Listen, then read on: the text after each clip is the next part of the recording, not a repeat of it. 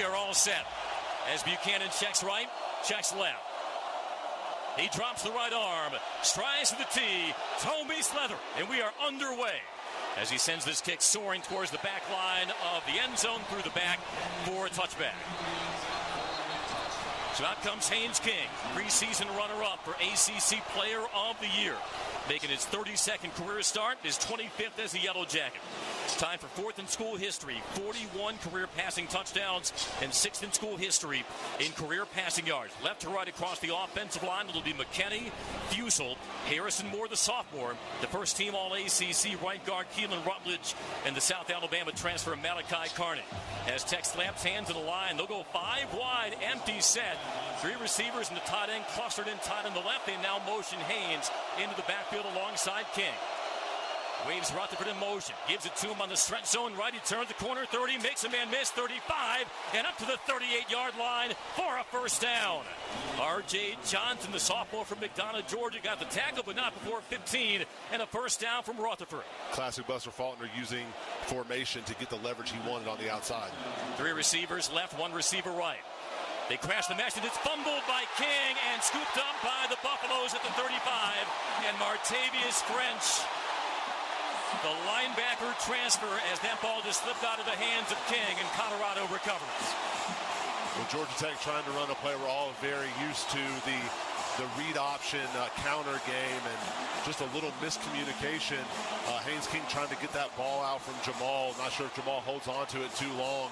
The only thing good to say about that play is Colorado didn't score a touchdown. An early storm this Georgia Tech team is going to have to weather. Georgia Tech was tied for 5th in the nation last year. They only coughed up 3 fumbles, but now out comes the Colorado offense left to right for its first offensive drive. Center of the field at the Jacket 36, and this Tech defense will be tested early. Caden Salter, senior quarterback, spent the previous 4 years at Liberty. 5,800 career passing yards, 2,000 career rushing yards for the Flames, 77 total touchdowns. He empties out the backfield. Trips right, 2 receivers left. He stares at a 4-man rush. Orbit in motion behind him as he takes the snap, opens his hip, throws the bubble screen right to the 35, and escorted out at the 31. That goes for a gain of 4 on the catch by Quentin Gibson, the 5'9 freshman. Well, 1 play into the season, it's the same offense thus far. A lot of screens last year out of this offense from Buffalo, and that's what they do here, 5 wide. Just a little. This is kind of part of the run game, just getting it in the flat and getting some easy yards. 14-16 first quarter. Michael Welch, the sidecar, 5'9 sophomore from Milledgeville, Georgia. Trips left for Salter. Orbit motion again behind him. Salter to clap, the snap, and the handoff to Welch. He busts it right, but gets, he runs through an arm tackle to 25, angling right out of bounds at the 16 of the Jackets.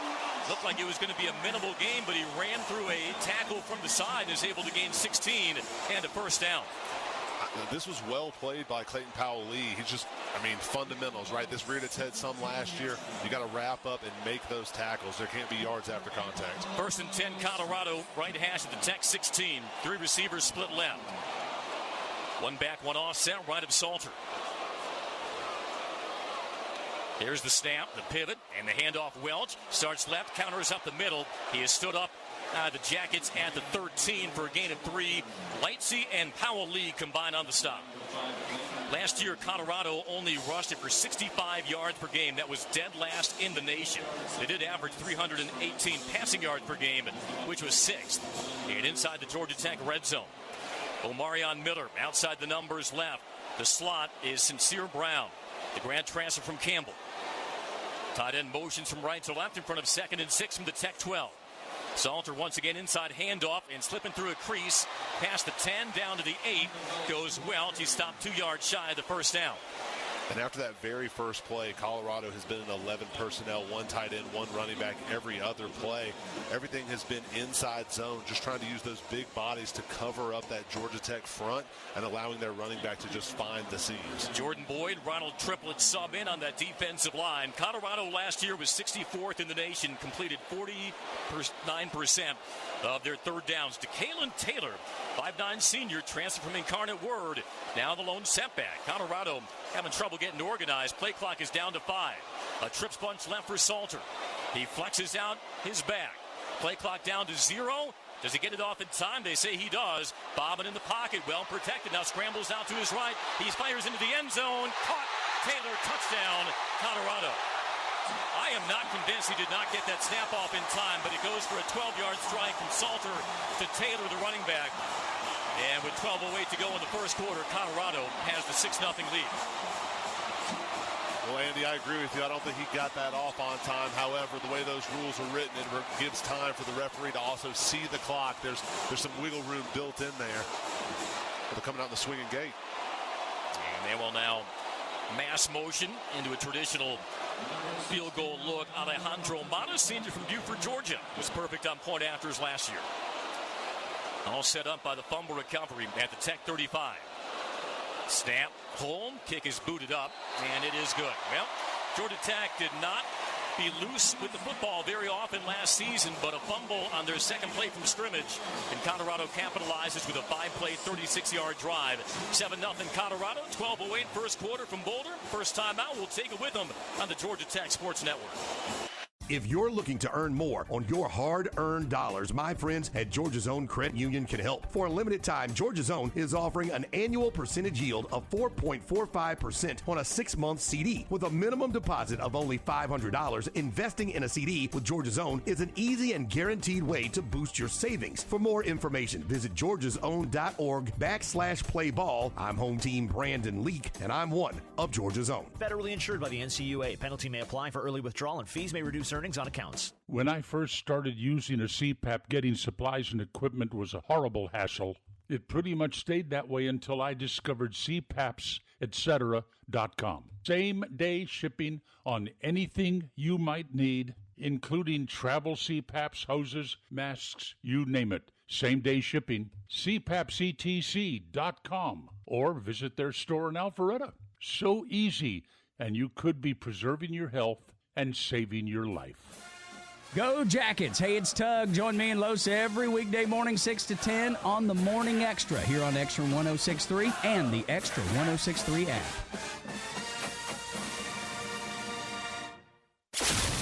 This is Yellow Jackets football, driven by Hyundai on the Georgia Tech Sports Network.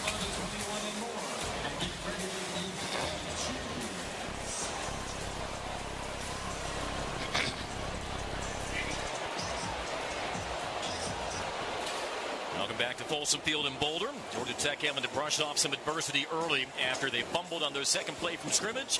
Colorado responds with the 12-yard touchdown pass, Salter to DeKalen Taylor, who actually was a product of the same Longview High School program as Georgia Tech's Haynes King. And early on, 12:08 first quarter, the Buffaloes on top, 7-0. Let's go down to the sidelines, introduce the third member of our broadcast team, Chris Mooneyham. Chris. Guys, a couple of things just really quick on the playing field and the layout thereof. It's playing pretty well right now, not too slick but not too sturdy. Somewhere in the middle with all the rain that we've had in the last hour or so. Keep in mind, brand new field turf here at Folsom Field. And oh, by the way, wood chips integrated into the field turf. Still playing pretty well. Also, this note coming from Colorado's Sports Information. Not a lot of distance between the playing field and the stands. In fact, we found out at pregame the third shortest distance in all of major college football between the field and the stands. Only Oklahoma State and Notre Dame shorter. Yeah, you're going to feel that crowd right on top of you. Somewhat reminiscent of Syracuse at the JMA Wireless Dome, I'd say, last year. Yeah, I mean, it's something. I've been the one I remember being in. I was in Notre Dame, but also NC State, of where the fans are just right on top of you, and you can hear them. And let me tell you, on a game that starts this way, the guys on the sideline are hearing about it. Once again, Marshall and Gordon, the return men for the Yellow Jackets. Buchanan blasted the opening kickoff through the back of the end zone as he winds up and drives his right leg through it. Another end-over-end kick, sailing towards the back line once again. Well, this is where you need that leadership and that poise and that calmness from the likes of Haynes King and Jamal Haynes. They linked up on the mash, and whether Jamal Haynes clamped onto it too long or just Haynes King didn't have a good grip on it, you know that is an uncharacteristic mistake from those two seniors. It was all following a 13-yard pickup on the first play from scrimmage on a jet sweep from Malik Rutherford. Eric Rivers split between the hash and numbers on the right. Isaiah Canyon, the receiver, left. Empty backfield for Haynes King. He now motions Haynes across. Pulls it out of his belly. Dancing around, turns upfield with it to the 25, dives ahead to the 27 for a pickup of 2. Reggie Hughes, first team All-Conference USA linebacker last year at Jack State with the tackle for the Buffaloes, one of their 2 new linebacker transfers. Georgia Tech up to the line quickly. They now bring on Traylon Maddox as the standing tail. H-back left. And Josh Beetham. Canyon receiver right. Rivers split left.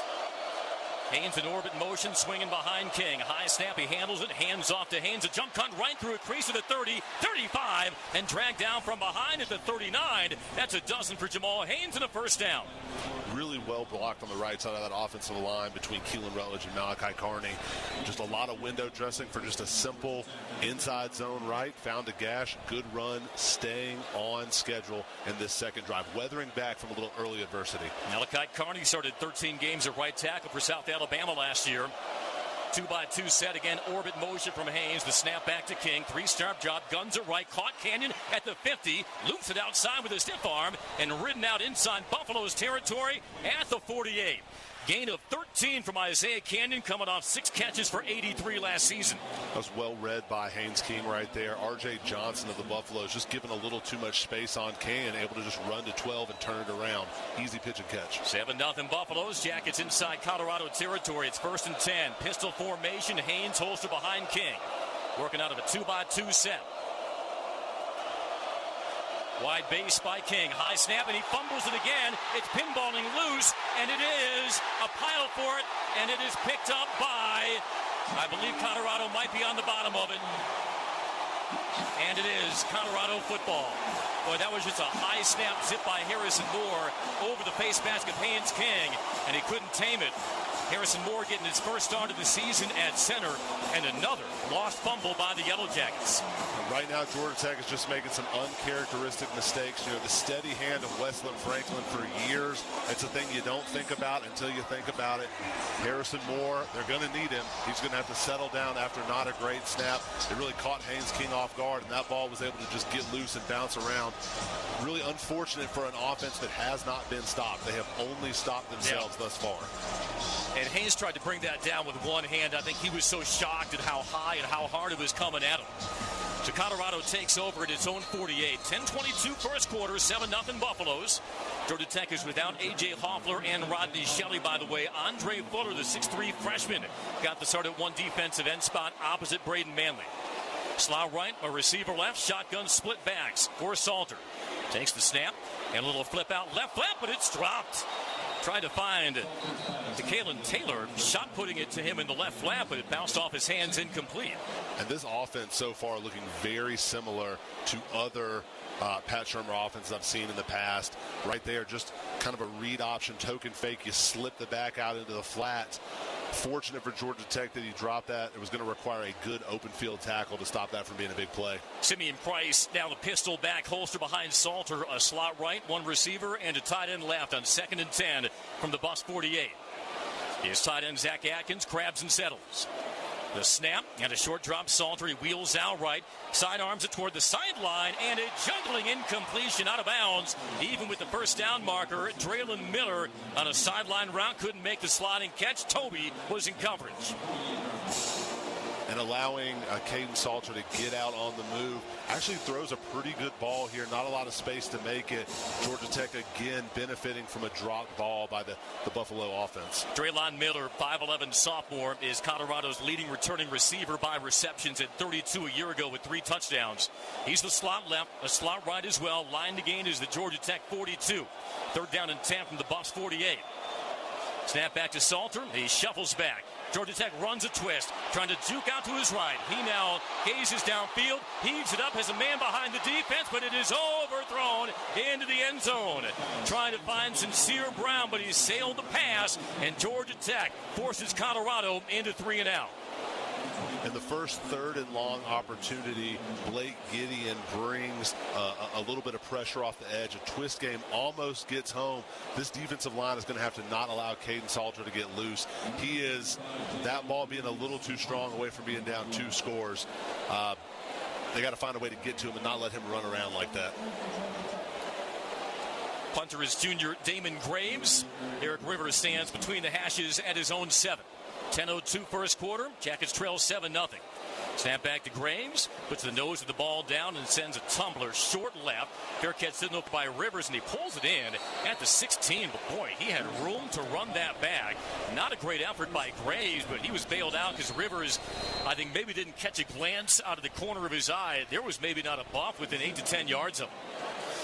But regardless, Georgia Tech, 2 offensive drives that have ended in lost fumbles, but the Georgia Tech defense stands tall and forces the Colorado offense into a 3-and-out. Now that, we've hit timeout. 9:55 first quarter from Boulder, still 7-0 Colorado on the Georgia Tech Sports Network. Scana Energy is honored to serve the people of Georgia. Today, as part of Georgia Tech's Military Appreciation Game, we honor the heroes who serve our country. As a thank you for your service, Scana Energy is proud to offer discounted rate plans for active, reserved, retired, and disabled members, veterans, and their partners. With all of Scana's natural gas options, everyone can find their perfect plan. Renaissance Rewards Extra is the checking account that checks all the boxes. Roadside assistance? Check. Cell phone insurance? Check. More than 400,000 local shopping discounts? Check. Up to $25 per month in ATM refunds and a great rate? Check. All in an easy-to-use mobile app. To open an account or find out more about Renaissance Rewards Extra Checking, go to renaissancebank.com or visit us at any of our more than 190 locations throughout the South. Renaissance Bank. Understanding you. Member FDIC. Equal housing lender. Hey, it's Pete Davis. Glad you're here for Georgia Tech football on Extra 106.3. We'll see you weekdays at 3 o'clock sharp.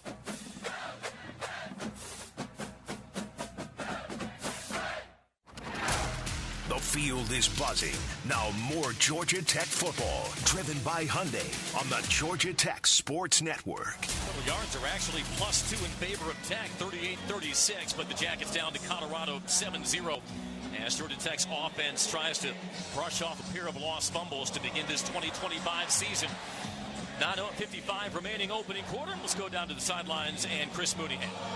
Guys, so much of Georgia Tech's success this year will be on the feet and the hands of Malik Rutherford, who, of course, is just one catch away from top 3 all-time in Georgia Tech football history for consecutive games with a reception. He's sitting on 29 right now.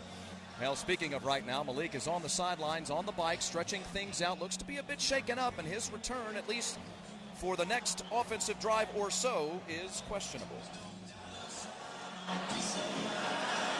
All right, thanks, Chris. Malik had a jet sweep on the first play of the game, went for 13 yards. He comes in this season, Andrew, 29 consecutive games with a reception. This time with Kerry Watkins and the late Demarius Thomas, who I know a lot of fans here hold with some fondness, the former Bronco, 4th most in school history, a catch today. Will tie him with Calvin Johnson for a 3rd longest streak of consecutive games with a reception. That is some rarefied air to be mentioned with those names, but Malik Rutherford has just been like the steady hand of the receiving corps for Georgia Tech. Well, perhaps to no surprise, a new center coming in is Tana Tupuola, the 6'2", 325-pound sophomore from Brownsburg, Indiana, after a shaky snap from the sophomore Harrison Moore. Also, Malachi Hosley is in the huddle. The Ivy League Player of the Year last season at Penn, was 4th in the FCS, 119 rushing yards per game. He part of split backs, Brackett and King. 2 receivers up top on the right. He flexes out Jamal Haynes, fakes the swing pass, runs right. Up between the hashes across the 20, and he stretches out to the 24-yard line. A good gain of 7 from Haynes King. Yeah, just a little fake, a fake draw, go. Nice blocks over on the right side. They've also subbed in Jamison Riggs at right tackle. It looks like Harrison Moore at left guard doing some shuffling on that Georgia Tech offensive line early in the game. Sure are. King plants Haynes beside him in front of 2nd and 3 from their own 24. Pulls the handoff, fakes a toss, runs up the middle to the 30, 35, and he dives down. They'll say the knee went down at the 34. Boy, he pulled the mash and then faked a little touch pass right side and then busted it up the gut with a crease, and it's a fresh set of downs for Tech. Really well read by Haynes King right here, and a much smoother mesh point this time in the backfield. Kind of that newfangled triple option where the 3rd option is the swing pass out to the receiver. Well done. Once again with Haynes beside him. The snap, jet sweep, turning right. It's Bailey Stockton across the 40, hammered out of bounds, but not before picking up 10 and a first down to the Georgia Tech 44. Bailey Stockton getting in on the sweep action. He said, I see what you can do. I'll do it better, Malik. That was well blocked. Good job of Georgia Tech threatening the defense both in the middle and on the edges. Really smooth ball handling there on that sweep to Bailey Stockton. Again, the small points of offense that get lost that are super important, that have not been good so far this game. Georgia Tech 8 rushes so far for 84 yards. Rivers and Dean Patterson, teammates last year at FIU, split outside right. Haynes hands on thigh pass beside King on 1st and 10. There's the snap, the mesh. King runs it, cradling off left tackle, a stutter step to the 50. He powers through a tackle and into Colorado territory at the 49. A pickup of 6. The preseason All Big 12 cornerback DJ McKinney was able to chop him down. And no surprise, Haynes King running hard, getting a good block from his tight end, Josh Beetham, out in space. Might have been an opportunity if he cut that up inside, but good to see him running the ball hard like he usually does. 7:47 first quarter, 7-0 Colorado. Pistol look, 2 tight ends right. Stretch zone left, it's King. Make that Haynes, swats away a tackle to the 46 as he shoved out of bounds, a gain of 3. Reggie Hughes, who got the fumble recovery on the first series, with the tackle for the Buffaloes. Nice block by new starting left tackle Ethan McKinney, getting a good stretch block on the defensive end. Again, Georgia Tech kind of keeping this defense on its heels, attacking in different ways. We've seen the counter, we've seen the inside zone, we've seen the outside zone, we've seen the jet sweep from the running backs, also the play action game. Really, Buster Faulkner all over the playbook in terms of different ways to attack. Was enough for a first down. Left hash at the Buffalo 45, slout right. The snap, the mesh. King retreats, dumps underneath on the cross, and it is intercepted by the Buffaloes at the 32. He threw it behind Stockton. A third drive resulting in a turnover, but a flag was thrown. I think that's going to be holding one of the offensive linemen, pulling a guy down on top of him. Now we'll huddle up and get a word here. Georgia Tech's offense staying on the field for the moment. Holding, number 58, offense. Now, Bailey Stockton was making his case for a defensive hold as well. Felt like he got clipped or pulled on. I mean, you could just see him making his argument, but you're not getting that opening day in Boulder, Colorado. But you can see he was a step late to get to that ball because he got hung up inside. Obviously, the officials did not see it, but Georgia Tech 3 offensive possessions, 3 turnovers, not the recipe for, not a winning recipe, Andy. The interception was from McKinney, leading returning tackler, preseason All Big 12 for the Buffaloes, and they will trot back out at their own 34. 7:04 first quarter, 3 turnovers for Georgia Tech. When they had 10 total all season, Haynes King only uncorked 2 interceptions across 10 games last year. Salter, shotgun split backs. He now widens out the formation, goes with a pistol with Welch tucked behind him. Trips bunch to his left. The quarter turn, throws the screen. It's caught at the 30, but Submarine immediately. Loss of 3 on the play. The catch was by Draylon Mitchell, but he was sawed in half by Tajay Butler. This is really well played by Tajay Butler. They have numbers for this play. He plays it underneath the block and is able to get there for the big tackle for loss. Huge play. They talk about sudden change defense. After that first drive, Blake Gideon's defense has performed well in those situations. Tajay Butler, as a freshman, had 4.5 TFLs. 2nd down and 13. Left hash at the Buffs 31. 7-0 Colorado. 2 receivers left, 1 right. Snap was bobbled by Salter. He cradles and runs up the middle, brushes off a tackle 35, and drives ahead to the 40. So he's able to get 9 out of it. Shaking off an initial tackle. Cayman Spalding, Tennessee Tech transfer with the stop. Sets up 3rd down and a long 4. Again, a little loose with their ball handling there, but well read by Caden Salter, showing the legs that we talked about in the pregame. Georgia Tech, a few early plays have not wrapped up on the initial hit, something they got to clean up as the game goes. As we wind inside of 6 minutes first quarter, Micah Welch, the standing tail alongside Salter. He and the tight end Atkins now shift to the left. Georgia Tech, a 4-man front. Snap back, Salter to the air, tosses on the wheel, it's caught by Welch, but he's hammered left sideline, shy of the first down at the 42. An open field tackle by Spalding. It sets up 4th down and 1. Huge play by Spalding. If he does not drop the offensive player exactly where he catches the ball, this is going to be a first down. Ball's a little high from Salter. If he puts that right on him, he's got a chance. A much more difficult pass than it looks. Cannot overstate. Amazing, great play by Cayman Spalding. And perhaps to the dismay of the Buffs fans, punting unit comes on. Graves out of Bustleton, Australia, stands left hash at his own 27. Always got to be wary of a fake. No protectors, however, in front of Graves. As the snap is whistled back to him, no rush, and he drives this away. It's a line drive, takes a sideways hop at the 10, scooped up by Rivers, shakes out of a tackle, now spun down, and he is dropped. Forward progress stops him backwards at the 2. And I'll tell you, Andy, the extra jersey that he's having to wear, the loose extra jersey, it made a difference there. Able to get hold of him there on that punt coverage. On special teams, Eric Rivers wears number 43 because he wears number 3. Amari Harvey wears number 3. They're both on punt return for Georgia Tech, so you have to assign a different number to someone, and for Rivers, that's 43. Boy, despite 3 turnovers lost, Georgia Tech still only trailing Colorado 7-0 as we've hit timeout in the first quarter. 5:01 to go. We're back after this on the Georgia Tech Sports Network. Hey, it's Los here to tell you about a new, stress-free, and completely transparent way to purchase your next pre-owned car, truck, or SUV. It's with Tom Mitchell, the honest car guy. Tom, traditionally, I've been a payment buyer. How do you work with that type of buyer? I have people that come in all the time and they want to spend $20,000. Okay, if their payments are $400 on $20,000, they don't realize without the doc fees, without all this other stuff, we can put them in a 22 or 23 model car and we can spend a little bit more money and have the same payment. So if you're a payment buyer, don't come in here just saying, I want to spend $20,000, because we can sit there and help you and we can put you in a newer car with lesser miles at a payment you need. Friends, if you're in the market for a pre-owned car, truck, or SUV, get an honest car buy from the honest car guy. You pay what we pay, plus an honest fee, and we back that up by giving you the bill of sale. That's our transparency guarantee. Call 844-SHOW-ME-1. That's 844-SHOW-ME, the number 1, or visit honestcarguy.com.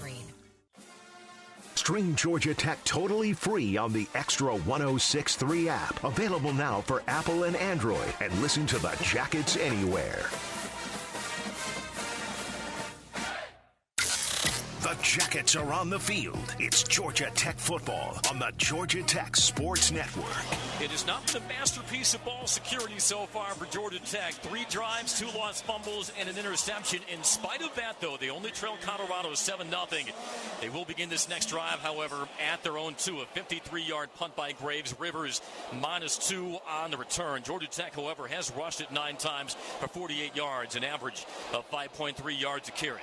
Today's polished predictions are brought to you by Solomon Brothers Jewelers, the official jewelers of Georgia Tech Athletics, and so far across 12 offensive plays, Andrew, Georgia Tech has run it 9 times. They've passed it 3 times. Haynes King 2 for 3, 23 yards and an interception. But, you know, he's got the weapons, and Haynes King certainly has the accuracy to be able to deliver throws downfield. As we see the game unfold and maybe the playbook open from Buster Faulkner, what types of passes that we see forthcoming from Haynes King? I think in the short term, what you're going to see is some easy completions, right? Coming right off the interception, maybe some screens, or like before they have the comeback, but just like curls, something simple. As the game progresses, as we get later, maybe into the second quarter, even the second half, I see some play action shots coming. They already tried one earlier on the play where Haynes ended up scrambling for a positive gain. They had it covered up on the back end, but I think some easy throws now, and then some play action shots as we get later into this game. It's a Colorado defensive line that last year led the Big 12, ranked 11th nationally, 39 sacks. Here's the Yellow Jackets work right to left as we see it. You hear it.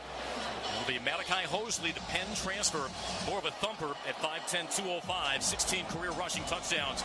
He looks to be the featured back for King as they get set to break the huddle. Facing that wall of noise from the white-clad Colorado student section behind them. This isn't really an east-west kind of time. I mean, unless they really have it, I don't see the jet sweep in this part of the field. Hosley left of King. Tight end crouches down right. And As King now walks underneath his center, Alo Tupuola adjusts the protection with the play clock down to 7. He slides Hosley to his right. Play clock at 3. There's the snap. A play fake, looking to take a shot, looping it down the left sideline for Canyon. He is tied up, and a flag is tossed. Oh, he had his shoulder pad grabbed by Tion Parks, and that'll be pass interference 7 days a week. Well, consider my prediction incorrect. Right off the rip, Buster Faulkner saying, I trust you, Haynes King. Let's take a play-action shot immediately. Just throw it up to your big 6'4" receiver and get the play-action, get the pass interference call, and talk about an easy call. Hands all over Isaiah Canyon right Carter Stoutmeyer, the safety, junior from Plano, Texas, on the receiving end of the penalty. His dad, Omar Stoutmeyer. He was safety in the NFL for 10 years, was teammates with Deion Sanders for a couple of seasons in Dallas. They moved the ball up, nose just shy of their own 18. 4:55 first quarter, still 7-0 Buffaloes. Unbalanced line to the right, in fact, double tight ends with Byrne on the other side. A pistol formation, Hosley behind King. He beckons Canyon in motion. The snap, the mesh, and it's Hosley winding up the middle, and he digs ahead to the 19 for a gain of 2. Malachi Hosley was not only Ivy League Player of the Year last season, was the finalist for the Walter Payton Award, for FCS Player of the Year, 2-time first-team All-Ivy, but he is a native of Columbus, Georgia. Georgia Tech continued to try to stress different parts of the defense. That time right up the middle. Not much there, but positive yards on first down. Hosley again, the sidecar. Trips left. That's on the wide side. King with a staggered stance. Takes the snap. Twiddles. Finds the laces under pressure. He dumps it underneath. Caught by Stockton. Turns upfield 25 and lunges to the 30 for a first down. King was hit as he threw it. Almost a jump throw against the rush, but put it on a rope to Bailey Stockton for the first down. Colorado decides to bring linebacker pressure up the middle. Georgia Tech doesn't have the numbers for this. They're sliding away from where the pressure comes. Great job avoiding the pressure and making the throw by Haynes King. Martavius French had the pressure, but he couldn't get home in time. Twins each way now. 1st and 10 from the Tech 29. To wind inside 4 minutes first quarter. Hosley the standing tail. He gets the call, runs over right guard, and powers ahead up to the 33. A gain of 4, running behind the preseason second-team All-American right guard in Big Red Keelan Rutledge. And what's encouraging to see is Georgia Tech just having success pretty much every time they hand the ball off. Yeah, they're not gashing them every play, but they're getting positive yards and being on schedule on first down. Hosley comes out. Haynes King now with Jamal Haynes beside him. The snap, and it's a jet sweep, turning the corner, right side 35, a cutback 40. Eric Rivers loose down the sideline to the Buffs 45 and clipped from behind at the Colorado 40. A touchdown-saving tackle by Stoutmeyer, but a big gash on the sweep from the FIU transfer Eric Rivers. That is a shoelace away from a touchdown. Really well blocked on the edge. Get the ball in the hand of the speedy receiver. Just well done after attacking the middle, 3 plays in a row to get it on the edge. Tech has had some success on those sweeps as King fans out 3 receivers wide left, 1 receiver up top on the right. Off the mesh, bending left is Jamal Haynes. He gets low, leveraged inside across the 35 and down to the 36-yard line, they say. He's able to wrap off left tackle and pick up 4. Tawfiq Thomas, the transfer from Louisville.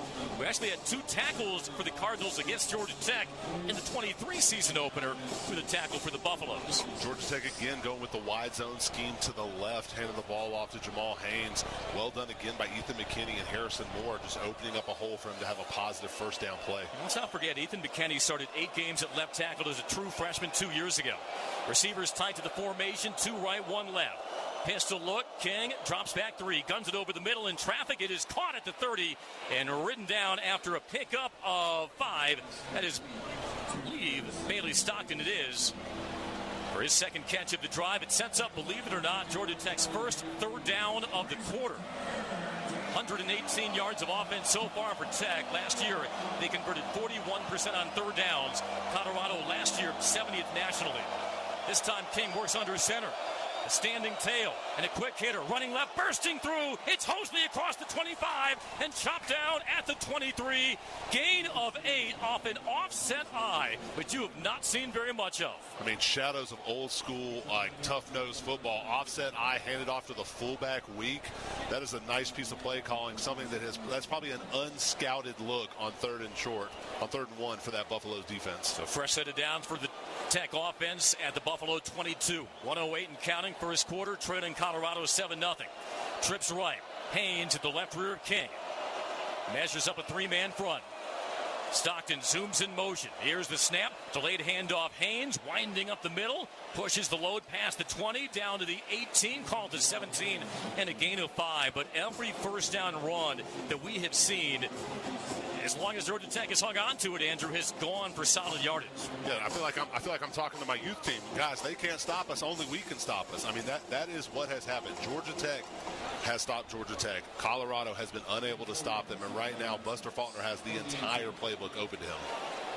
As Tech emerges from the huddle, Hosley to the right of King, and Jamal Haynes in the slot with Canyon beyond him. Eric Rivers split up top on the right. The snap, the turn, Haynes on the handoff, sliding left, he's at the 10, has a crease, and he's tripped from behind, but not before reaching the 10. 8 more yards for Jamal Haynes and a first down, and that should be the last play of this opening quarter. But another good block. It was sprung and sealed by Joe Fuse to the left guard, and that takes us to the end of this first quarter. But Georgia Tech mounting a drive that began at its own 2, and right now they'll have a 1st and goal at the Colorado 10 when we come back. And with brush off some adversity in the form of 3 first-quarter turnovers, but in spite of that, only trailing Colorado 7-0. We're back after this on the Georgia Tech Sports Network. At Kroger, you never compromise. You get high quality and low prices. Like you never compromise your meal with our spring salad mix, guaranteed fresh. And you never compromise your budget with lower prices on over 1,000 items. And you never compromise your appetite with our golden brown bread that's baked fresh in store. And you never compromise your wallet with our lower prices. Hand it to Kroger shoppers. You never compromise. Kroger. Fresh for everyone. Georgia Tech's Hell of a Block Party, driven by Hyundai, features platinum-selling duo Low Cash live in concert on Saturday, September 6th, ahead of the football home opener against Gardner-Webb, presented by Emory. The party starts at 11:30 a.m. on North Avenue in the heart of Midtown Atlanta, with Low Cash taking the stage at 1:30 p.m. The game kicks off the season at 3:30. Get your game tickets and more information at RamblinRack.com. Sting 'em. Go Jackets! Hey, it's Los. Join Tug and I every weekday morning 6 to 10 on the Morning Extra, right here on Extra 106.3 and the Extra 106.3 app. Now back to the field for more Georgia Tech football, driven by Hyundai on the Georgia Tech Sports Network. Hyundai is proud to be the official partner of Georgia Tech Athletics with our shared vision of the future through innovation and progress. Hyundai and the Yellow Jackets are sure to make a great team. Hyundai and Georgia Tech. It's our journey. Welcome you in on this Friday night. Up at 5,400 feet of elevation at Colorado's Folsom Field. 15 minutes in the books. Georgia Tech trails Colorado 7-0. And sometimes it borders on cliche, Andrew, but I think it applies to that first quarter. As long as Georgia Tech held on to the ball, they really haven't been stopped on the ground. 106 rushing yards across 16 carries in that opening quarter, in spite of the 2 lost fumbles. That's an average of 6.6 yards a carry. They began this drive at their own 2. 9 plays, 88 yards, 5:01 off the clock. They'll have a 1st and goal as we flip sides from the Colorado 10 coming out of the second quarter. But you're seeing a lot of spirited blocking by Jeep Wade's offensive line. Well, I feel like a broken record, but right now the only people that can stop Georgia Tech on offense are Georgia Tech. And this is the exact kind of drive they need, A, to build confidence that they can dominate up front, and B, to allow that defense to really discuss like this new look Colorado offense and how they're attacking them and how they're going to stop them. You've already seen as the drives have gone, the defense has looked better and better. But up front, that offensive line, they're pulling guys. They're doing gap scheme, they're doing inside zone, and they're doing wide zone. And they look good in all of it. They are moving the Colorado defense. And you talk about putting big bodies on people and leaning on them all day. You can see them rotating out that Colorado defense, and it's wearing them down. And Georgia Georgia Tech is rotating offensive linemen, which as a player I hated, but as a coach, you know, it keeps your guys fresh. So if you're going to rotate like 7, 8 offensive linemen, you can keep these guys like fresh as you wear out the defense. If you have depth, you may as well use it. Exactly. And this is against a Colorado defense that last year ranked 15th nationally in tackles per loss per game. Did not have a TFL or a sack in that first quarter. They were really transformed over Robert Livingston, 39-year-old defensive coordinator in his second season, who came to Boulder from the Cincinnati Bengals, where he was the safeties and DBs coach. Again, we flip sides, Tech now left to right. As we see it, you hear it. Trying to match that opening score from Colorado. Down 7-0. Haynes King is 4 of 5 for 38 yards. Leading rusher is Jamal Haynes, 5 for 32.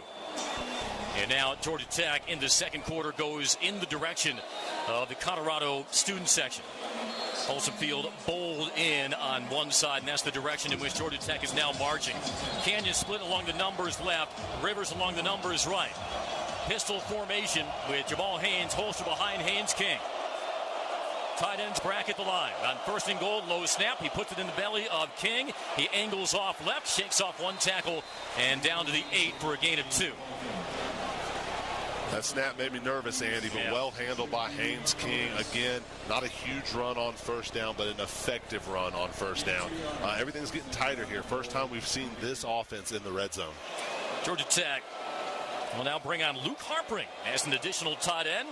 So they've grown accustomed to seeing a lot of 12 personnel for the Jackets. 3 receivers split up top on the left. Second and goal from the 8. The clap, the snap to King.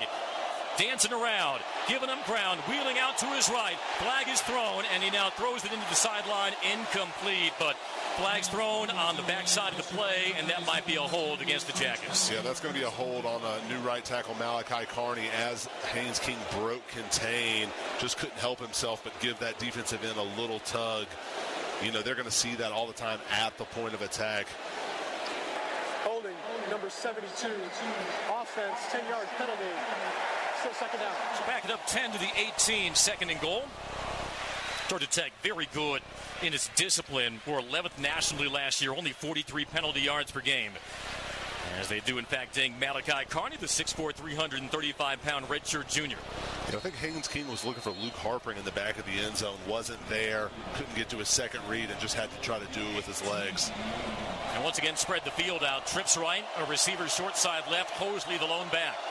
Second and goal from the 18. King out of the gun. Takes the snap, chest high. A straight drop. Pocket holds, throws, pass over the middle is batted. Incomplete. I believe Anquin Barnes got the paw on it. Up the middle, the 6'5", 340-pound senior D tackle.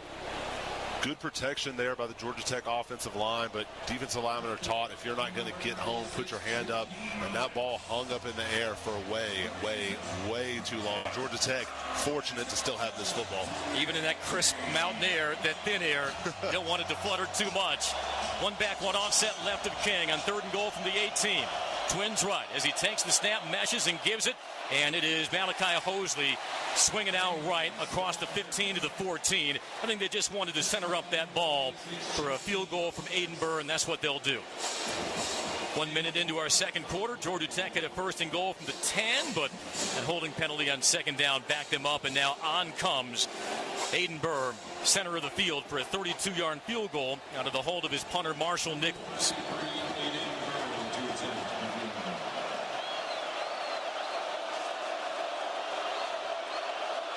To give Georgia Tech his first points of the season. It's set down for him.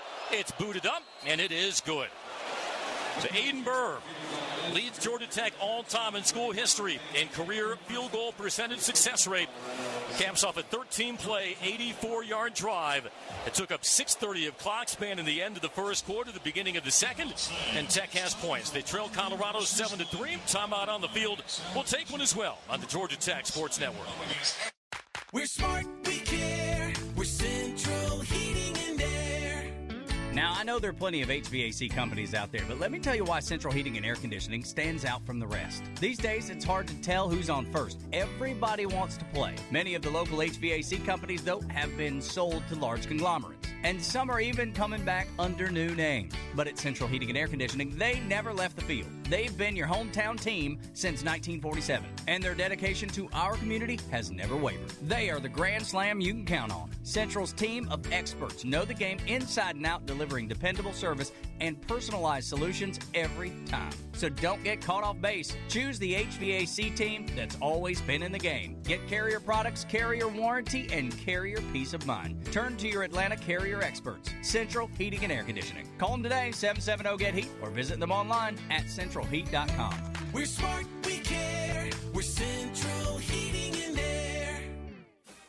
Hey, you're listening to Georgia Tech football at Extra 106.3. Don't forget this guy, the Kimmer, he's back. Oh, no, raising holy snarkies every day on 106.3. The Ramblin' Wreck keeps trucking along. It's Georgia Tech football on the Georgia Tech Sports Network.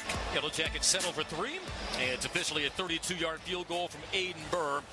And with 13:31 remaining, second quarter from Folsom Field, Georgia Tech trails Colorado 7-3. Aiden Burr now with a 33rd career field goal, which moves him into sixth alone in school history. You know, he was looking for it all off season to kick it at altitude. I told you, pregame, he's kicking them from 60 plus. So if that opportunity presents itself, it would not surprise me for them to take a long shot. You know, hey, coach, give me my one chance in the thin air. I do think something that's worth noting is that last, drive, it's disappointing they didn't get in the end zone. However, they start at the -2. And for all the struggles the team has had, uncharacteristically sloppy, to be able to put a drive like that together and go get some points, to be down 3-0 in the turnover margin and only be down 4 points. Georgia Tech hopefully has weathered the early storm and can get this ship turned in a more positive direction. Not a ton of possessions left in this first half, most likely, based on the amount of time and how long they're taking. So, Georgia Tech needs to see if they can get back in the catbird seat moving into halftime. And after Colorado pounced on the lost fumble on the second play of the game and went 5 plays, 36 yards for the score, 3 and out on their next 2 possessions for a net of 9 yards. So Georgia Tech is certainly bowed up in the debut game for defensive coordinator Blake Gideon, former standout safety at the University of Texas. Told us in pregame, went 2-0 in his playing career against the Buffaloes, and one of his 10 career interceptions for the Longhorns came against Colorado. So he's just brimming with confidence, as comfortable as can be here in Boulder. But I'll tell you, that long drive gives them an opportunity, like I said, to discuss what they're doing on defense, and they've gotten better each drive. So encouraging that he has time to talk with his defensive staff and defensive players about how they're going to attack the Colorado offense. Aiden Burr, 50 touchbacks in 70 boots last year as the ball nestled on the tee, tilting backwards slightly. Quentin Gibson, true freshman, ranging a yard deep in his end zone as this kick is blasted majestically through this Rocky Mountain air all the way through the back line on the fly for a touchback. That looked like a leg that could kick from 60. He put that out the back of the end zone, almost on the Colorado on the hill. Yeah. That was a big kick. I'd be giving Brent Key some ideas. Well, I took the yes on the 50-plus field goal, so I'm trying to speak it into existence. So far, Caden Salter, the Liberty transfer, is 4 of 7 for 12 yards and a touchdown. Micah Welch, who prepped at Baldwin High, the native of Milledgeville, Georgia, 3 carries, 24 yards. As the Buffaloes have their worst starting field position of the game, following the touchback at their own 25. DeKalen Taylor averaged 82 rushing yards a game last season for Incarnate Word. 5'9", he squats down behind Salter. He splits 3 receivers right. Salter measures up a 3-man front, delivers it to Taylor, trying to peel off right. He is ridden down by the Jackets with a flag behind the play. No gain from Taylor as we await the flag. That's going to be a holding on tight end Zach Atkins there. Georgia Tech player, Jackson Hamilton tried to make an inside move, and he just bear hugs him and brings him down. Number 85. Offense, 10-yard penalty. Still first down.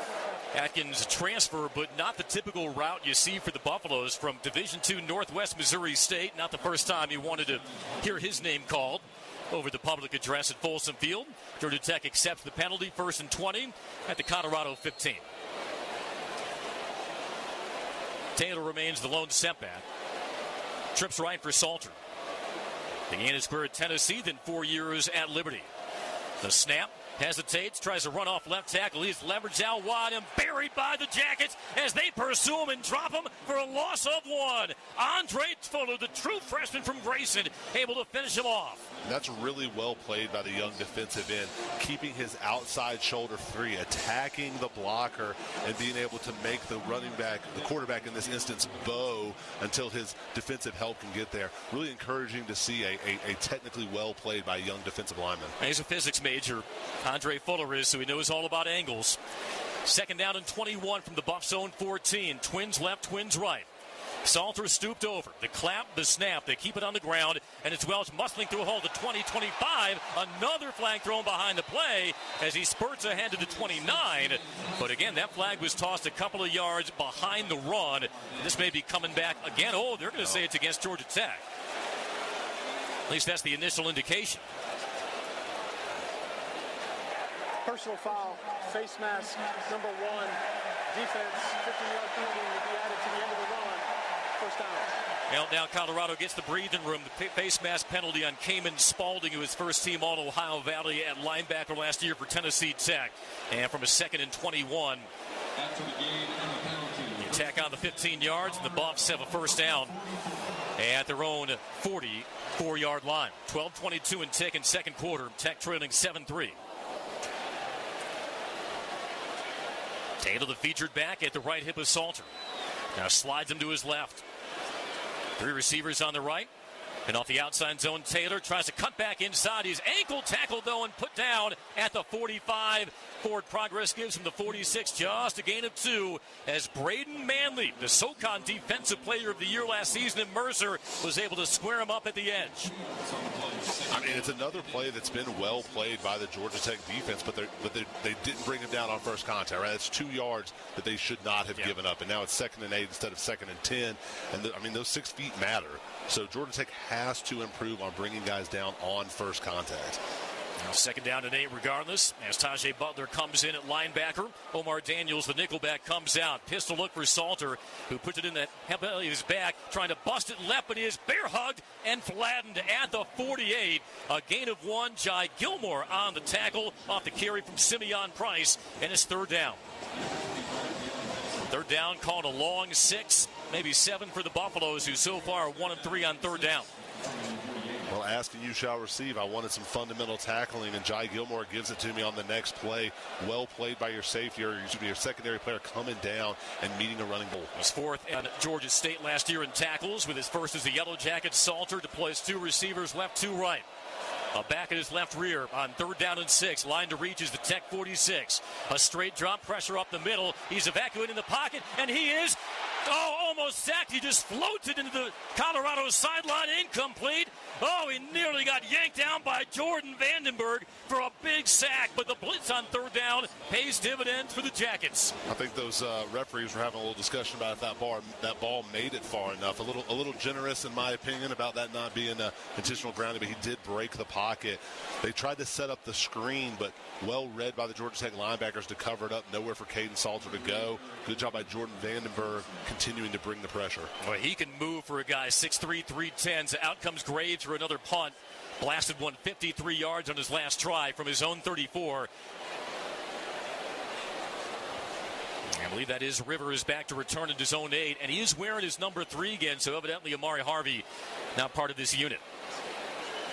Snap back to Graves. Rush from Georgia Tech. And another end-over-end tumbler. This one sailing down the left sideline at the 5. The 1, it's slapped back in bounds and out of bounds. Are they going to say a touchback? I thought it went in. It is a touchback. Very close. Good directional punt. But Georgia Tech will take the touchback. It's about time one of these plays went Georgia Tech's way. It's been a lot of self-inflicted wounds thus far. Yeah, the crowd is howling because they thought that the gunner did not step on the goal line, but not reviewable. So Tech will take over with 10:30 remaining, second quarter from Folsom Field, trailing Colorado 7-3. Back after this on the Georgia Tech Sports Network. If you like to do this, or that, or even that, and you want to stay with it, Emory's got your back, or your shoulder, or your hip, or your knee. Our sports medicine specialists treat more world-class, professional, and college-level athletes than anyone else in the state. We'll treat you like a pro and get you back in play.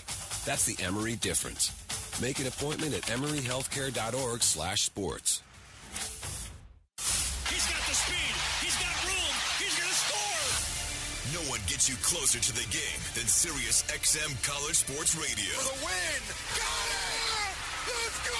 Tune in for news, talk, and analysis from the offseason through regular season and into the postseason. We've got your team covered anywhere you go. Deep to center field. Oh, it's gone. Get a free trial at SiriusXM.com/College Sports Radio 2025. Stream Georgia Tech totally free on the Extra 106.3 app. Available now for Apple and Android. And listen to the Jackets anywhere.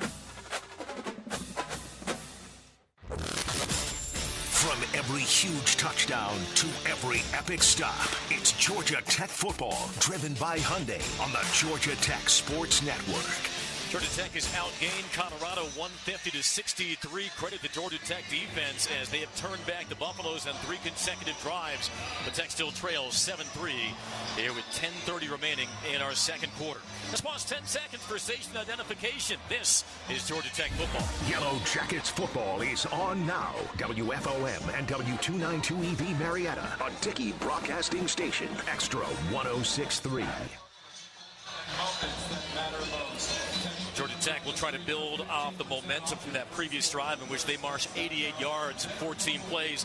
Did have to settle for a chip shot field goal from Aiden Burr, but starting to move that line of scrimmage. Andrew Gardner already have rushed it 18 times for 112 yards. Yeah, I like what I'm seeing out of the Georgia Tech offense besides, obviously, ball security. I mean, Georgia Tech defense as well. Colorado's best plays have all been just mistakes from Georgia Tech. The biggest play on that drive was a face mask. That was the most yards they gained. And then Georgia Tech does move the ball, has a holding penalty in the red zone. Uncharacteristic sloppiness from a Brent Key team in this first game. But again, we talked in the pregame about that first game jitters, those first game mistakes. Even seasoned players can make them. And hopefully what we're seeing now, hopefully this Georgia Tech team settling down and doing less of that. As they trot back onto this artificial turf at Folsom Field. And once again, we'll deploy 2 running backs in Malachi Hosley and Jamal Haynes. Jamal, preseason first-team All-ACC, maybe not the most impressive part of his offseason. Also graduated in May with his business administration degree with a 4.0 GPA in the spring semester. He's at the left of King, Hosley at his right. From the 20 following the touchback.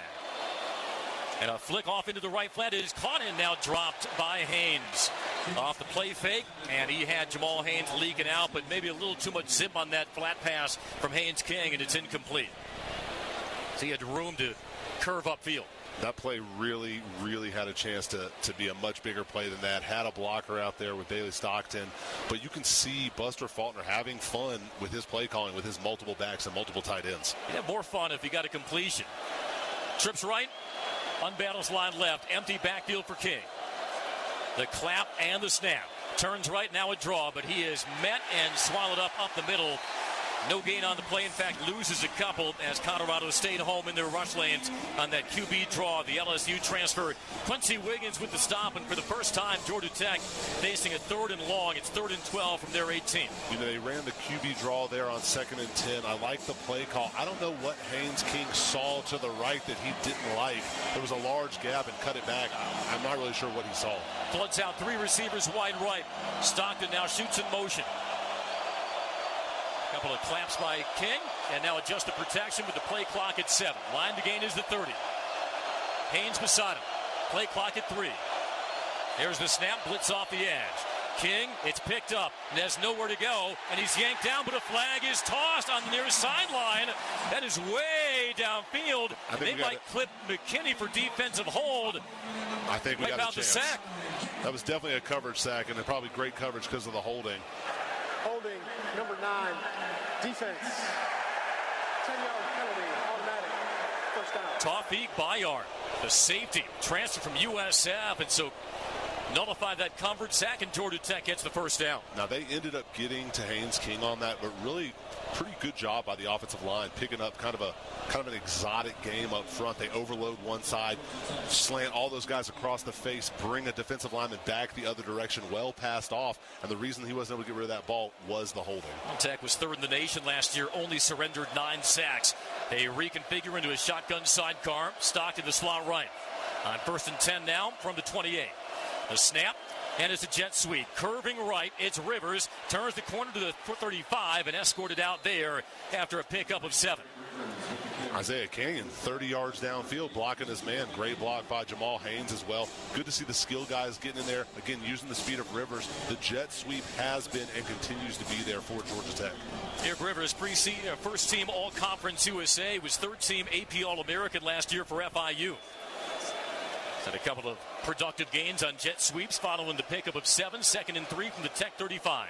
Orbit motion from Stockton. The snap back to King. Retracts the handoff, throws the screen to Stockton, plants his foot in the ground 30, cuts outside 45, 50, sprinting into Buffalo territory, and he's knocked out of bounds at the 43. Got a great seal block from Eric Rivers, and it's a big pickup for a first down. Really a heady play by Rivers and Stockton. Rivers honestly kind of misses his first block, doesn't get enough of his guy, but instead of turning back, just climbs to the next level. Stockton able to make the first defender miss and turns a small gain into a big game when he blocks the third level defender. Bailey Stockton at his first career touchdown in the bowl game. A receiver each way. Hosley at the left rear of King. 1st and 10, left hash of the Buffalo 42. And a snap and a flag. And it'll be a false start on the Jackets. Didn't seem like they were quite in sync on the snap count. False start. Number 78. Offense. 5-yard penalty. Still first down. You hate to see that with all the other sloppiness. The one thing that Georgia Tech offense has not been sloppy on this game is with all the motions, with all the shifts, the offensive line, the skill players have been good in terms of procedural penalties. That has been clean. That needs to not rear its head at this point in the game. They ding Ethan McKinney for the 5-yard false start. Back it up to the Buffalo 47, 1st and 15. Dean Patterson split left, 3 receivers right for King. Back beside him, quick snap, pressured up the middle, touch pass right side, a block for Hosley, sprinting to the 40, winding outside 30, 25, takes a buffer ride, and rolled up at the Colorado 23-yard line, give him 24 and a first down, and that's one way to compensate for the penalty. And Georgia Tech gets in, quote-unquote, 3 right or trips right, but they had Josh Beetham in the game as well as J.T. Byrne out there blocking. Also Zion Taylor on the edge, all getting the big bodies out there to block for the swing screen. And these Georgia Tech wide receivers take a lot of pride in their perimeter blocking as they emerge from the huddle. 2 receivers and a tight end bunched in left. They now push out wide. Empty backfield for King, and 1st and 10 from the Colorado 23. Snap back. Sidearms it. Left side on the slip screen. And turning left, but only a pickup of 2 goes Zion Taylor as he couldn't shed the tackle of Sean Myers, the North Alabama transfer linebacker. Yeah, Georgia Tech trying to get a little screen out there. Didn't have numbers for the play where the ball ended up going. Unfortunately, they've been so good on first down. Just about a 1-yard gain. Usually into better numbers than that. 5 wide now on 2nd and 9 from the Colorado 22. See if the Buffs bring heat. Jordan Allen, the true freshman speedster from Buford High, is in the formation. King takes the snap. He ranges back. Cox throws right, caught at the 12, turning back up the hash, goes Rivers, and he's got the first down. Needed 9, got 10, and it's a first down for Tech. Great protection by the offensive line. Good read here by Haynes King. Rivers just sits down in the zone. He finds him, drills it to him on a 2nd and 9. A big pickup after an unsuccessful first down play. Yeah, snagged it helmet high. So not only does Eric Rivers have 2 carries for 34 yards, he's got 2 catches for 23.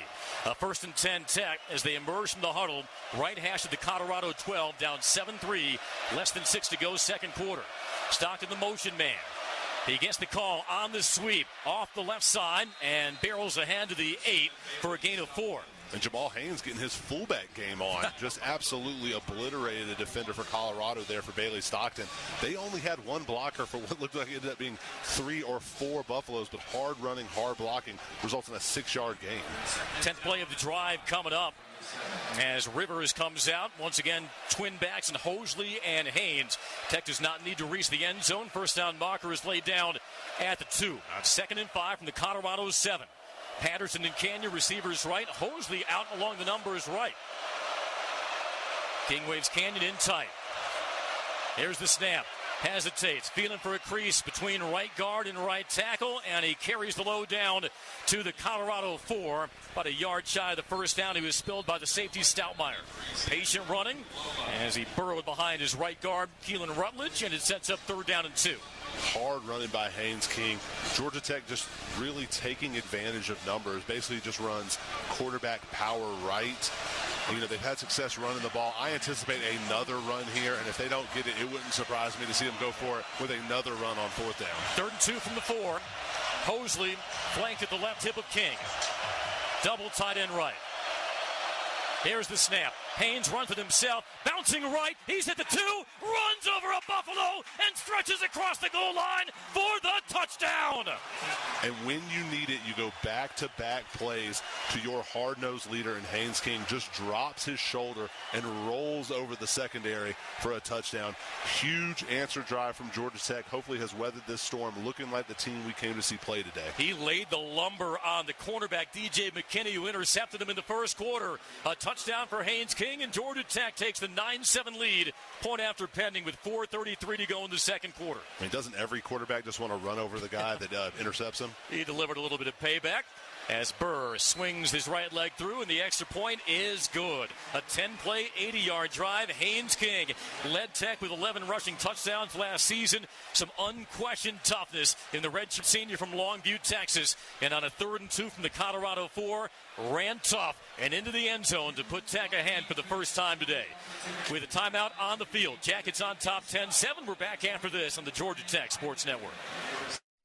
When you buy a Subaru from Subaru of Gwinnett, you're buying more than a vehicle. You're buying safety for your family and something that will last a long, long time. In other words, you're buying trust. For a limited time, you can celebrate amazing offers on the all-new Forester, Crosstrek, or Outback during the Subaru A Lot to Love event, now through September 2nd. And you'll love more than just your new Subaru. You'll love the dedicated staff at Subaru of Gwinnett. With some of the best service specials in the area and a team you know you can trust, you'll ride with peace of mind knowing that Subaru of Gwinnett has your back. During the Subaru A Lot to Love event, you'll find the Subaru model you've always dreamed about at a price that makes that dream come true. But you need to get in by September 2nd to take advantage. We'll make it easy. Just start with the test drive, and before you know it, you'll be in the Subaru you love. Start your shopping online at SubaruofGwinnett.com, then stop by on Satellite Boulevard in Duluth. SubaruofGwinnett.com. Hey, it's Pete Davis. Glad you're here for Georgia Tech football on Extra 106.3. We'll see you weekdays at 3 o'clock sharp.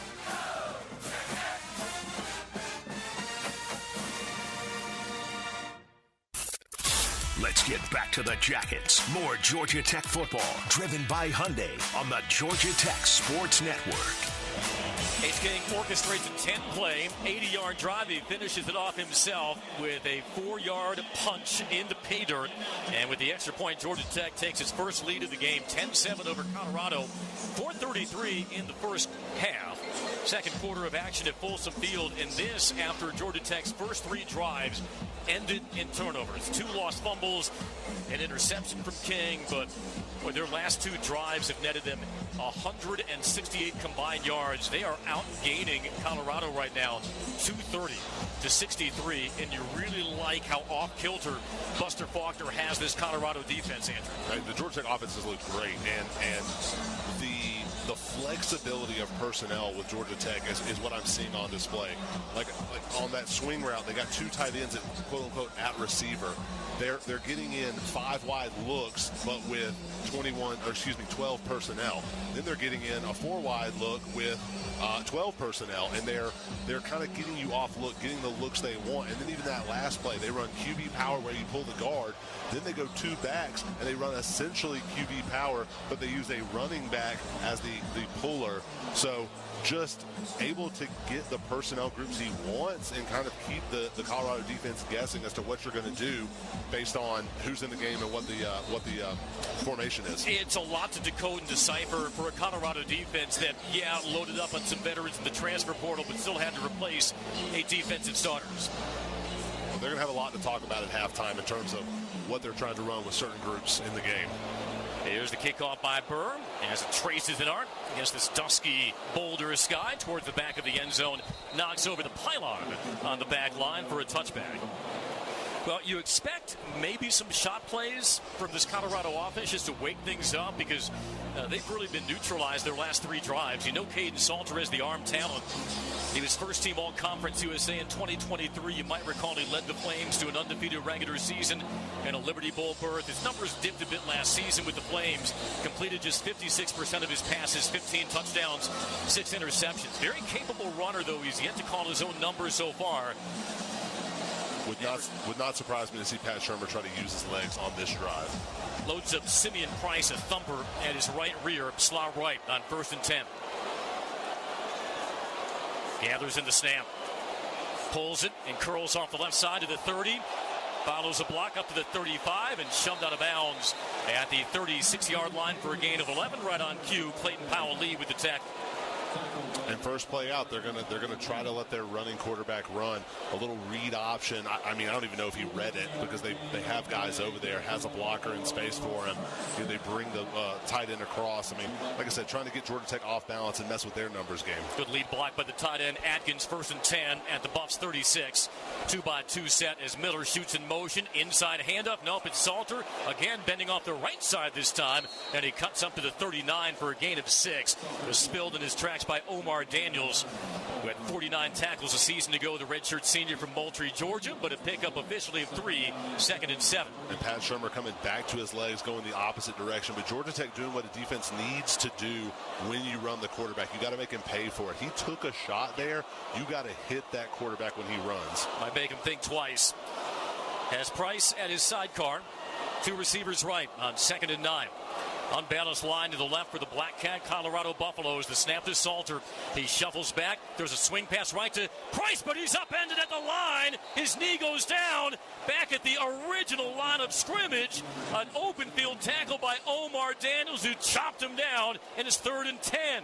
Omar Daniels, a name that popped up a lot last year, making big plays, making a big open field tackle right there. We talked about as the game went on, the secondary has to make sure tackles the last 2 opportunities they have, bringing up a 3rd and 10 where Caden Salter's legs become less of an issue, at least less of an issue for the run-pass option game. Officially 3rd and 11. No Travis Hunter, no LeJante Wester. Who do you go to? 2-by-2 set for Salter. Right foot in front of the left. Georgia Tech brings a rush. Salter, pocket protected, guns it deep down the left sideline, has a man, and it is caught at the 25 of the Jackets for a 1st down. It was Omarion Miller streaking downfield, and he beat the coverage. Able to drop it in over the corner, and before the safety could get there, this is a nice ball by Caden Salter. Georgia Tech dropped the defensive lineman and brought pressure. Caden Salter delivers a nice ball here. See how Georgia Tech recovers after the big play by Colorado. Up to the line quickly. 3 receivers right, 1 left. 2:24 second quarter, and the Buffs inside Tech territory. Price the standing tail, and a right guard jumped early. Flags tossed. 5-yard penalty. Still 1st down. So back up 5 out of that 39-yard completion from Salter to Miller.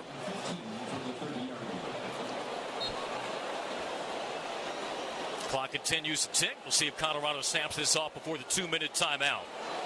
As they go right to left. Tech on top 10-7. Buffaloes have all 3 timeouts. Trips right or receiver left.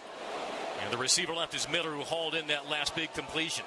Salter the quarter turn, calls his own number, peeling off left. He's forced out wide, though, and pushed out. Maybe gets 1. I'll give him 2 back to the 33. And with that, we've hit our under 2 timeout. 1:54 remaining, but a good job by the Jackets to string out Salter as he again pulled it onto the belly on the zone read. But Amari Harvey leveraged him out. And it'll be 2nd down and about 14. Following this timeout, 10-7, Georgia Tech leads Colorado. We're back after this, the Georgia Tech Sports Network. One of the toughest jobs in law enforcement is telling a family that a loved one has been killed by a drunk driver. That's why Georgia law enforcement works every day to keep drunk drivers off the road. Every DUI arrest could be one less family to lose someone to drunk driving. You can help. Hand the keys to a designated driver or call a ride service. It saves lives and prevents a costly DUI arrest. Drive sober or get pulled over. Brought to you by the Governor's Office of Highway Safety. Renaissance Rewards Extra is the checking account that checks all the boxes. Roadside assistance? Check. Cell phone insurance? Check. More than 400,000 local shopping discounts? Check. Up to $25 per month in ATM refunds and a great rate? Check. All in an easy-to-use mobile app. To open an account or find out more about Renaissance Rewards Extra Checking, go to RenaissanceBank.com or visit us at any of our more than 190 locations throughout the South. Renaissance Bank. Understanding you. Member FDIC. Equal housing lender. Hey, it's Tug. Enjoy the game, and then join me and Los every weekday morning, 6 to 10, on the Morning Extra, on Extra 106.3 FM and the Extra 106.3 app. You're locked into Georgia Tech football, driven by Hyundai. Now back to the voice of the Jackets, Andy Demetra. The whole gang is here in Boulder tonight. Chris Mooneyham on the sidelines. Network statisticians and spotters, Al Serraldo Jr. and Adam Prather. Isaiah Stewart up top, our network engineer. Andrew Gardner to my right, Andy Demetra, as we welcome you back to a new season of Tech football on the Georgia Tech Sports Network. A minute 54 remaining second quarter. Jackets surviving 3 consecutive turnovers to begin the game, but leading Colorado 10-7. Buffs have it on a 2nd and 14 at the Tech 29. Justin Hanover anchors our Ramblin' Wreck halftime show. We'll hear from head coach Brent Key along with Chris Mooneyham. Listen back to the highlights of the first half. Checking scores around this Friday night in college football. Stats as well. Georgia Tech 230 yards. Haynes King 8 of 11 for 96 yards, no touchdowns, 1 interception. But Tech has gashed Colorado for 134 rushing yards, an average of 5.8. Hayden Salter 6 of 10, 48 yards, had a touchdown on the opening drive. What have you made of Salter so far in his debut in a Colorado uniform? I mean, I think that he has brought a different dynamic to this offense that Shedeur Sanders and even Julian Lewis, if he were to be in, bring. And it is in the wheelhouse of what Pat Shurmur wants to do. And I think you saw on that last drive them using his legs and the threat of his legs to open some things up. And he's done a pretty good job for them. He delivered a beautiful ball 2 plays ago to get them down onto Georgia Tech's side of the field. So I think for what they want to see out of Caden Salter, he's giving that to them. Hopefully he doesn't continue to do that, but I think that he fits well with how Pat Shurmur likes to call games and kind of opens up what he can do on offense. Colorado back on the field wearing their 1990s inspired uniforms, gold helmets, black tops, white italic numerals, gold pants. Simeon Price, the standing tail at the right of Salter. Tight end Atkins grabs and settles. Georgia Tech stems on the line. Salter the snap, the quarter turn, the handoff to Price. He busts it left and down to the 25-yard line, a gain of 4. It'll be 3rd and 10, and Brent Key, with that short sleeve gray hoodie soaked in sweat, calls his first time out. Because I think he's very aware, Andrew, that Georgia Tech will kick off to begin the second half. Doesn't want Colorado to bleed down the clock and potentially go 2 for 1. There's a lot of talk about the middle eight, the last 4 minutes of the first half, first 4 minutes of the second half, and Georgia Tech desperately wants to win that middle eight, and they're in the danger of losing it if they allow them to score, get the ball back and score again. Georgia Tech gave up its possession advantage by turning the ball over the first several possessions of this game, and have really, made kind of given an analytic advantage to the Colorado Buffaloes. And so, that I think what we see there is what you're saying is Brent Key trying to wrestle some of that back. He's trying to get a stop here, get the ball, and then get some points, go into the half with the lead. Let's see how frisky Blake Gideon is on this 3rd and 10. Tried to bring an extra rusher, but it was picked up. And a gorgeous deep ball by Salter early this drive for 39 yards. Line to gain is the Tech 15. Traylon Miller, the slot right. 1 receiver left in Omarion Miller. Salter surveys, empties out the backfield, takes the snap, tries for the QB draw, sidesteps a man, but he is knocked down up the hash at the 15, making the 25-yard line. Timeout called by Georgia Tech. I think Salter was trying to evacuate the pocket, had the look of a QB draw, but Georgia Tech held their lanes. He was able to sidestep Andre Fuller, but the pursuit came. Fuller continued hustling and wrapped him up from behind. And it's 4th and 9 from the 24. On 3rd and long, another opportunity. Blake Gideon bringing pressure. Really good team rushing right there because Georgia Tech is going to get home and doesn't. The blitzing linebacker misses, and that is a recipe for disaster. But the defensive line peels off their blocks and starts to get into pursuit. That's great team defense and turns a potentially disastrous play into a big play by this defense. Field goal unit comes on to senior Alejandro Mata, whose nickname, according to Coach Prime, is Mata-matic. Prepped at Buford High, 12 of 15 last year with a long of 47, setting up for a 42-yarder for the right-footed kicker. Ball will be just inside the left hash. 1:43 second quarter, a field goal to tie us at 10. Snap back, set down, booted up, tumbling, twisting, and good. Georgia Tech almost got a fingertip on it, but not a good from 42 to tie us up at 10. But Georgia Tech has the ball. They have a timeout remaining, and they have a chance to regain this lead before the halftime break. Great to see that Georgia Tech defense bounce back. I mean, they gave up one big play. You know, it's very similar to we talked about the quick change defense, like after the turnover, what do you do? It's the same thing. After an explosive play, what do you do? Blake Gideon's defense really outside of the first drive, when honestly, you don't know what's coming. Outside of that first drive has looked very good in this first half. Like I said, one big play, you don't want to give up those 3 points, but you've got the ball back and are giving your offense an opportunity to play for the lead going into halftime. Colorado has all 3 timeouts remaining, so we'll see how they manage those with a chance to maybe get the ball back. We'll see. They will have the ball to begin the second half. Buchanan, the kickoff specialist, 2nd in the nation last year in touchback percentage at Louisiana Tech. And also he owns a business, Andrew, where he makes his own custom duck calls. So do with that what you will. He's going toe-to-toe with the Duck Dynasty guys. I cannot believe that Oregon did not try to pull him out of the portal. Missed opportunity. Booms this away from right to left, and no thought given to a return as it settles along the back line. Georgia Tech again, 1 timeout.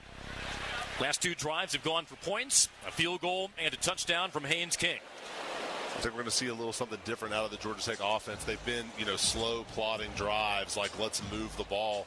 You might see an early run, see if you can catch them, or a screen to see if it pops. A lot of guys like to start 2 minutes that way, but you got to open up this offense a little bit here, see if Georgia Tech can push the ball down the field. Jamal Haynes, hands on thigh pads at the right of King. Trips left to receiver right. Measures up a 4-man front. The mesh, the give, it's Haynes. Busting left, upended at the 30. Boy, he tried to plant that foot in the ground, cut back inside of the pulling Ethan McKinney, but he got clipped. Does, however, pick up 5.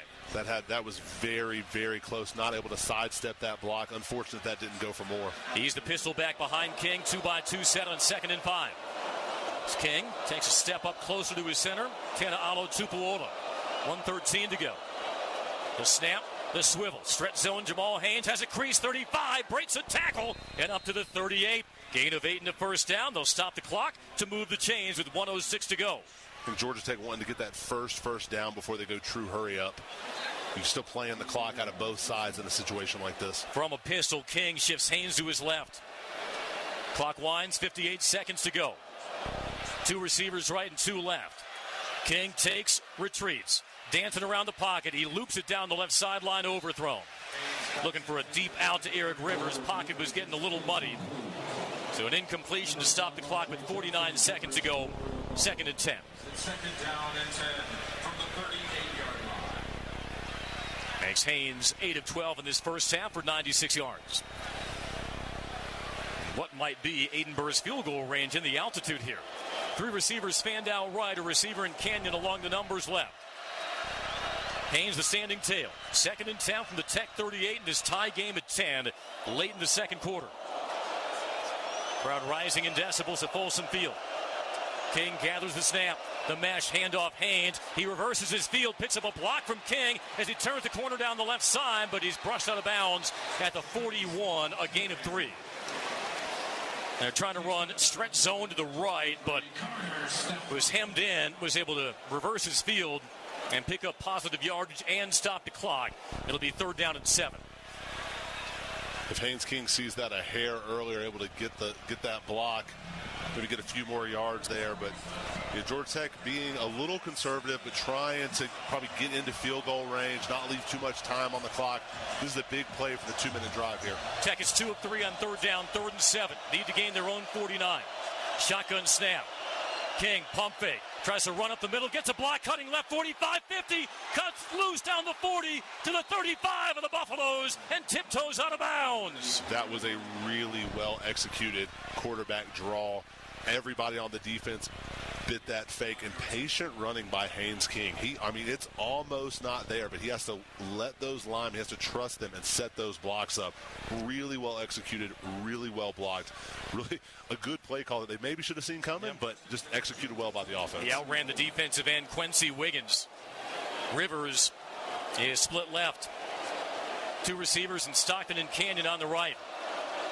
Haynes flexes out, snap to King. 4-man rush. Bobbing around, throws the cross. It is caught, but a short gain of only 1 to the 33 by Rivers.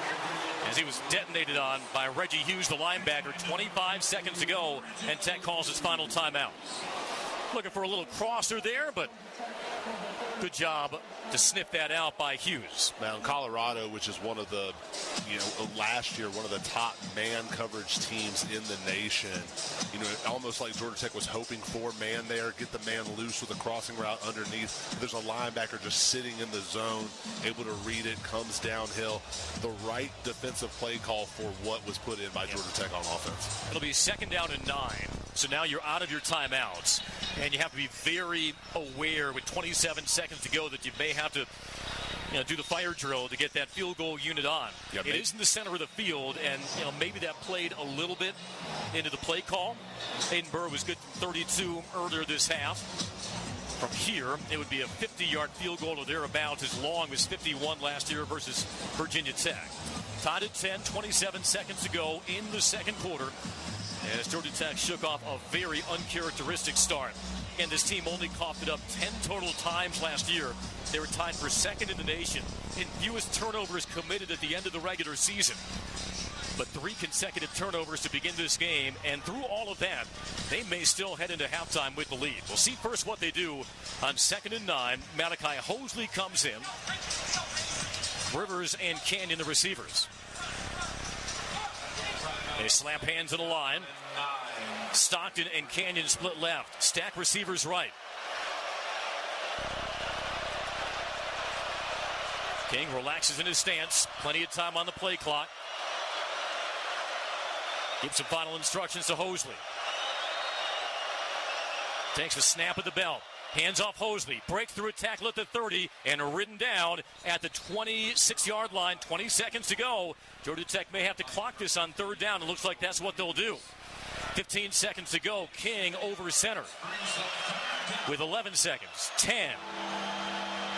I think he'll be very judicious here, letting that play clock tick down, and now spikes it right at the 26-yard line or so with 4 seconds to go. I think with as many things that have gone wrong for Georgia Tech in the first half, Brent Key playing for points, didn't want to pass up the opportunity to go into halftime with the lead. As poor as that first quarter went, clearly playing for the points there, trying to center this up, maybe even asked Burr where he wanted the ball.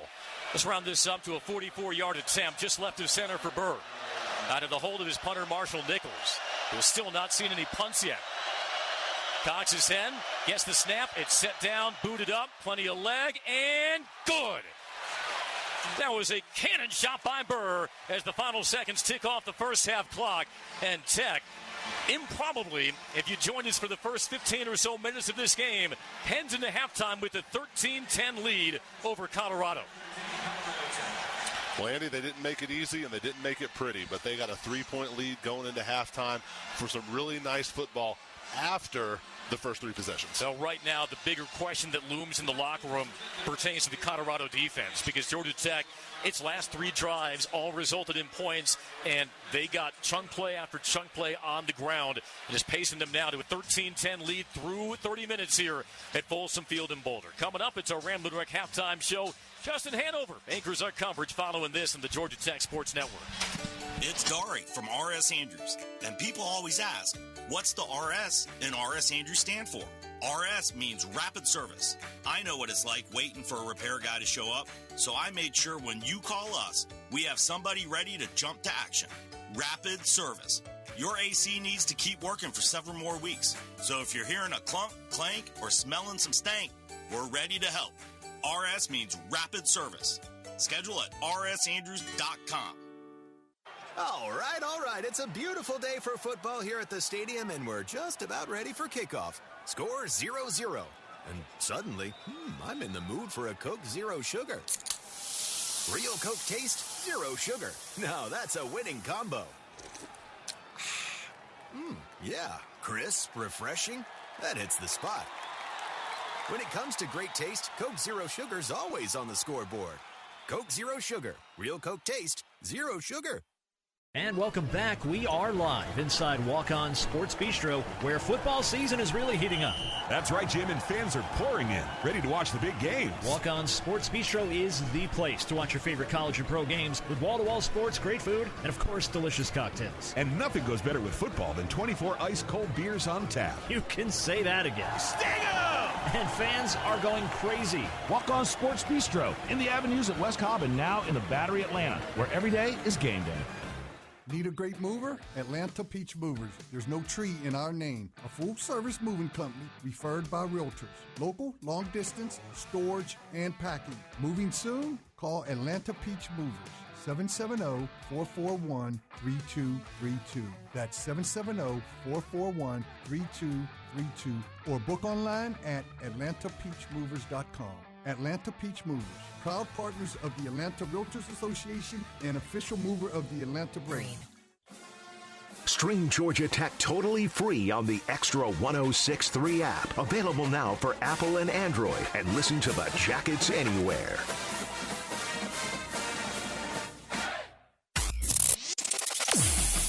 It's halftime. And with 30 minutes in the books, it's time to break down the first half. Now he throws to the end zone, and it's caught. Touchdown! It's time for the Ramblin' Wreck Halftime Show. With all the highlights and stats, we get ready to buzz into the second half. And Justin Hanover here in our network studios is the Jackets with a 13-10 lead at the break in Colorado. It didn't start well, but 182 yards on the ground on 28 rushes, 6.5 per. And the Jackets really showing their mettle and their muscle here despite the rough start. 3 turnovers in that first quarter. The second play from scrimmage, a little miscue from Haynes King and Jamal Haynes, and that led to 2 minutes later, Colorado taking the early lead. Play clock down to 0. Does he get it off in time? They say he does. Bobbin in the pocket, well protected. Now scrambles out to his right. He fires into the end zone. Caught. Taylor, touchdown, Colorado. I am not convinced he did not get that snap off in time, but it goes for a 12-yard strike from Salter to Taylor, the running back. And with 12:08 to go in the first quarter, Colorado has the 6-0 lead. So that was the first possession. That was a turnover. The extra point would make it 7-0. Then 3 possessions, 3 turnovers as the Jackets offense just all out of sorts in the middle of the first quarter. But thankfully, the defense, Tajay Butler right here.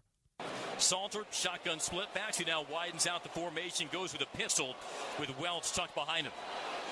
Trips bunch to his left. The quarter turn, throws the screen. It's caught at the 30, but submarine immediately. Loss of 3 on the play. The catch was by Traylon Mitchell, but he was sawed in half by Tajay Butler. Then on the 3rd and 4, Cameron Spaulding on a completed pass. It looked like Colorado would get the first down, but Spaulding said, no, sir. Snap back, Salter to the air. Tosses on the wheel. It's caught by Welch, but he's hammered. Left sideline, shy of the first down at the 42. An open field tackle by Spaulding. It sets up 4th down and 1. And that would force a Colorado punt. Still 7-0 late first quarter. And the new guy from FIU, welcome, Eric Rivers. The snap, and it's a jet sweep, turning the corner, right side 35, a cutback 40. Eric Rivers loose down the sideline to the Buffs 45 and clipped from behind at the Colorado 40. A touchdown-saving tackle by Stoudemire, but a big gash on the sweep from the FIU transfer, Eric Rivers. So the Tech offense finally doing something. It would be 7-0 after one, a minute into the second quarter. A fourth down that would bring on Aiden Burr, 32 yards, money. Trying to give Georgia Tech his first points of the season. It's set down for him. It's booted up, and it is good.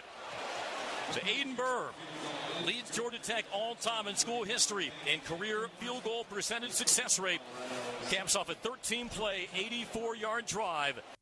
And that was in 6.5 minutes. Jackets within 4. A couple of real good plays later on as Tech's offense gets back on the field. Bailey Stockton, some chunk yards. Malachi Hosley, the former Penn Quaker, some chunk yards. Then a 3rd and 2 down into the Colorado territory with 4.5 to go. Haynes King doing what Haynes King does best.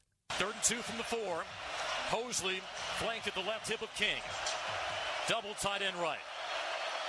Here's the snap. Haynes runs it himself, bouncing right. He's hit the 2, runs over a Buffalo, and stretches across the goal line for the touchdown.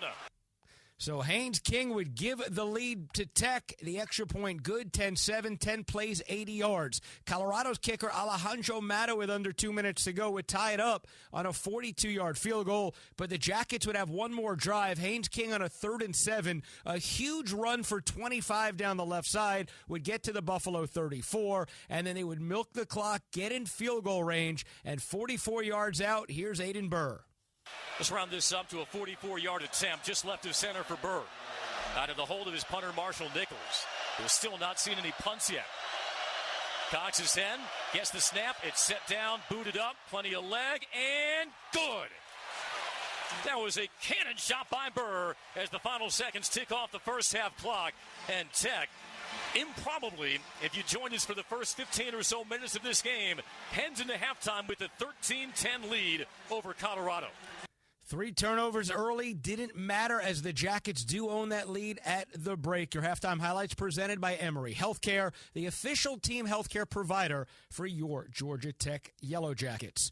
What did Brent Key think about this? We'll let you know in a couple of minutes, and we'll give you another scoreboard. It is the Ramblin' Wreck halftime show on the Georgia Tech Sports Network. William is one of millions of Americans who uses GoodRx to save on the cost of their prescriptions. My oldest daughter, Camilla, 2 days old, she had to have open heart surgery. All of a sudden, she's on 5 different medications. It adds up at the end of the month. Me and the pharmacist got so tight. She said, GoodRx saved you a lot of money. Saving that extra $200-300 a month. We're able to do all these extra activities, so it puts less stress on our household, and it puts less stress on our pockets. Download the free app or visit GoodRx.com and start saving today. GoodRx user compensated for their time. GoodRx is not insurance, but can be used instead of insurance.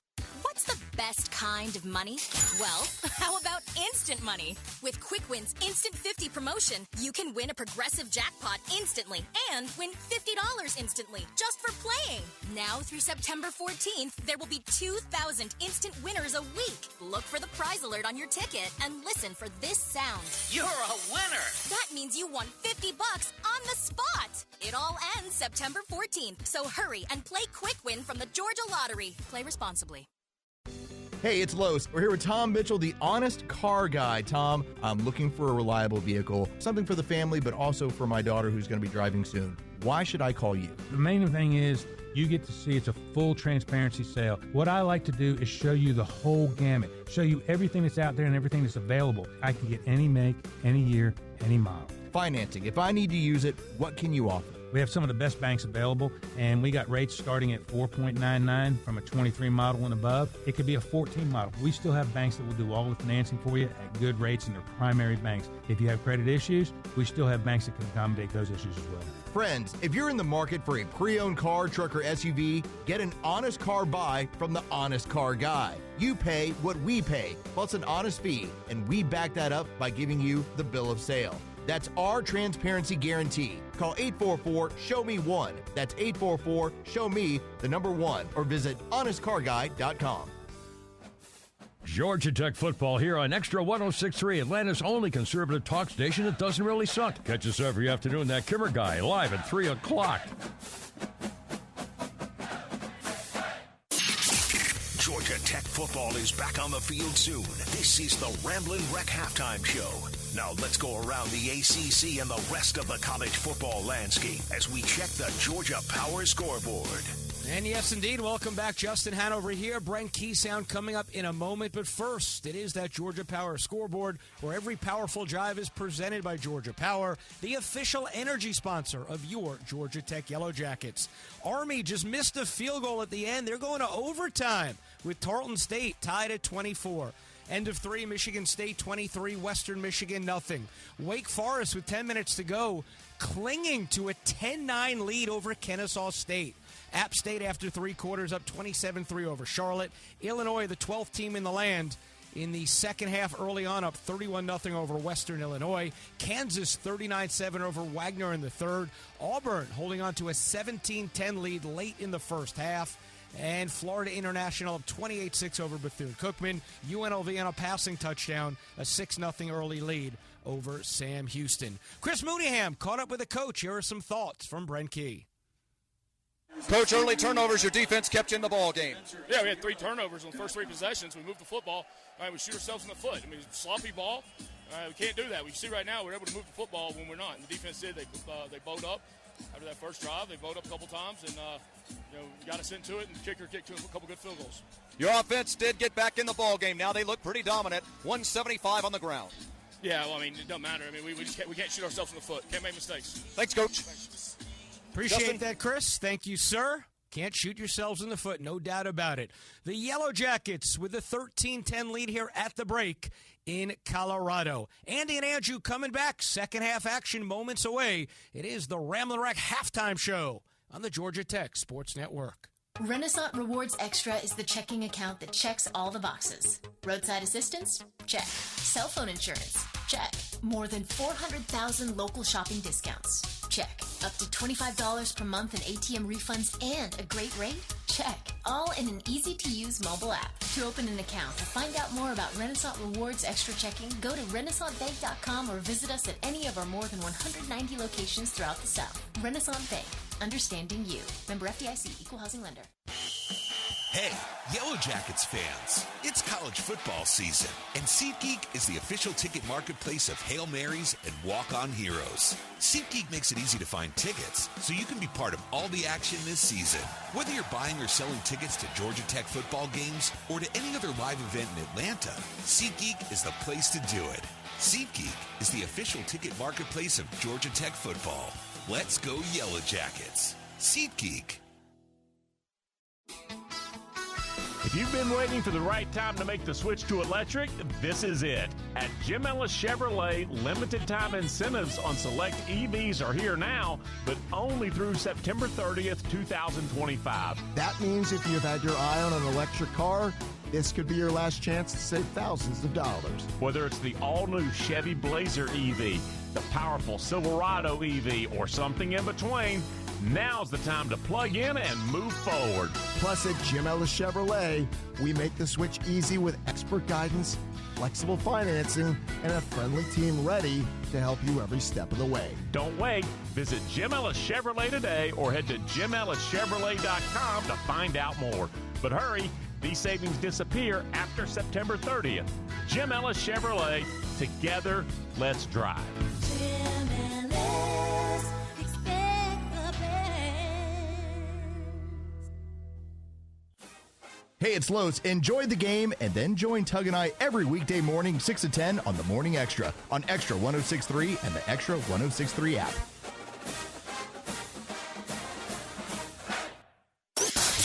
Yellow Jackets football is back on the field soon. Now more of the Ramblin' Wreck halftime show on the Georgia Tech Sports Network. As we welcome you back to Folsom Field on the campus of Colorado University. It's University of Colorado, but their initials are CU, so however you choose to use that nomenclature, Andrew Gardner.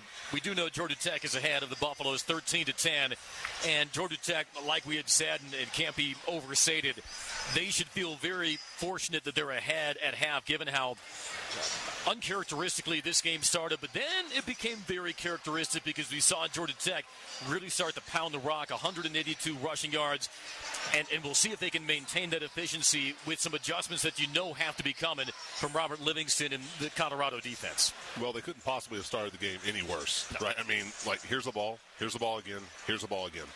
So the encouraging part of that is how they've weathered that storm. Like you just said, then we saw the Georgia Tech team we thought we were going to see, and that has been incredibly encouraging to see the way the defense has played, right? After that first drive, Blake Gideon and the boys figuring out, what they were getting and adjusting well, and really only giving up one drive after that, and the offense being nigh on unstoppable except bogging down in the red zone. So hopefully Georgia Tech able to get some more touchdowns. This is one of those games that makes you nervous because they have really outplayed Colorado, and they're only up 3. So you got to continue to outplay a team when you have 3 more turnovers than they do. Quick check at the stats. Tech has outgained Colorado 279 to 119 for Georgia Tech, 182 on the ground, and through the air, 97. Haynes King was 9 of 13. No touchdowns, 1 interception. Does lead Georgia Tech, 9 rushes for 54 yards and a touchdown. Jamal Haynes not far behind him, 9 carries for 50. Eric Rivers has 2 carries on jet sweeps that have netted him 34 yards. Leading receiver, Bailey Stockton, 4 for 48. Bailey last year had 17 total receptions. Eric Rivers, 3 catches for 24.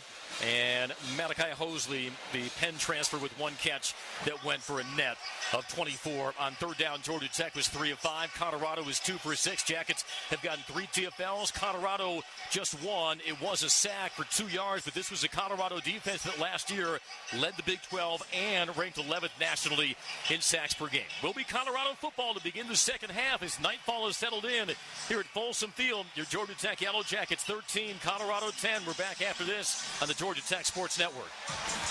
The Georgia Tech Yellow Jackets kick off the 2025 season back on the flats Saturday, September 6th versus Gardner-Webb at 3:30 p.m. Presented by Emory. Into the end zone! Touchdown, Jackets! Enjoy the free pregame concert and festivities starting 4 hours before kickoff at a hell of a block party driven by Hyundai in the heart of Midtown Atlanta on North Avenue. Tickets start at just $33. Get your game tickets and more information at ramblinrack.com. Sting 'em. Football season is here and the fall months are approaching, but it's still warm, which means pests like ants, roaches, and mosquitoes are still out in force. Luckily, you can trust the pros at Arrow Exterminators to keep your home, business, and tailgate pest-free. Atlanta-based Arrow Exterminators is trusted to keep a pest-free zone at the Yellow Jackets' home, so rest assured that with Arrow's termite and pest control, you're getting the best from the best. Schedule a free pest inspection today. Call 888-GO-ARROW or visit arrowexterminators.com. It either is or it isn't. When it comes down to it, that's all that really matters when choosing a certified pre-owned Mercedes-Benz. It's either certified by Mercedes-Benz factory-trained and certified technicians, or it isn't. It's either backed by an unlimited mileage warranty for up to 7 years, or it isn't. Welcome to the RBM of Atlanta's Dog Days of Summer sales event, now through September 2nd. Come in today and take advantage of finance rates as low as 2.99% APR special financing on select models. In addition, you'll receive unlimited confidence with Mercedes-Benz's unlimited mileage warranty, delivering continued assurance for up to 7 years. Contact RBM of Atlanta for details and see how to qualify. We'd love to welcome you to the RBM of Atlanta family. Not all offers apply to all vehicles, and special financing available only to qualified customers exclusively from Mercedes-Benz Financial Services through September 2nd, 2025. Contact RBM of Atlanta for details on this and other exciting offers. Visit us at rbmofatlanta.com or call us at 770-390-0700 for details. Stream Georgia Tech totally free on the Extra 106.3 app. Available now for Apple and Android. And listen to the Jackets anywhere.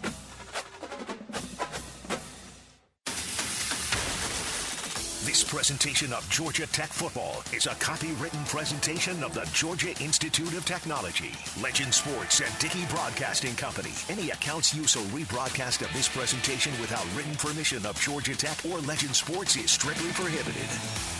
Now, toe meets leather as we head back to the field for the second half. Once again, here's the voice of the Yellow Jackets, Andy Demetra. And before Georgia Tech kicks off to begin the second half, let's check in with Chris. Okay, guys, a little bit of good news, bad news. The good news is Georgia Tech may have one of the best wide receiver rooms in the ACC this year. Bad news is they're going to have to dive into it. Malik Rutherford is very doubtful to return officially for the rest of this ball game. All right, thanks, Chris. That may jeopardize Malik's streak of 29 consecutive games with a reception. Tied with Demaryius Thomas. Kerry Watkins, for fourth longest streak in school history, had a jet sweep run for 13 on the first play from scrimmage. But what a job Bailey Stockton has done in Malik's absence. A team-high 4 catches for 48 yards and a long of 23. Caden Salter, Colorado's starting QB, the transfer from Liberty. Same high school graduating class, same home state of Texas as Haynes King. He was 6 of 10 for 48 yards and a touchdown. That came on the opening drive. One of his completions went for 39 yards. The other 5 completions, a net of 9. Also has 6 rushes for 24 yards. Micah Welch, the Milledgeville, Georgia native, also 24 rushing yards on 3 attempts. Well, and I think when we get out to the second half, you're going to see more use of his legs, right? That was clearly their answer when they had a long period of lack of success. I anticipate Pat Shermer to go to Caden Salter's legs to open up the second half. There's the run up by Burr, and he boosts the second half kickoff, end over end from left to right, and again soars through the back of the end zone.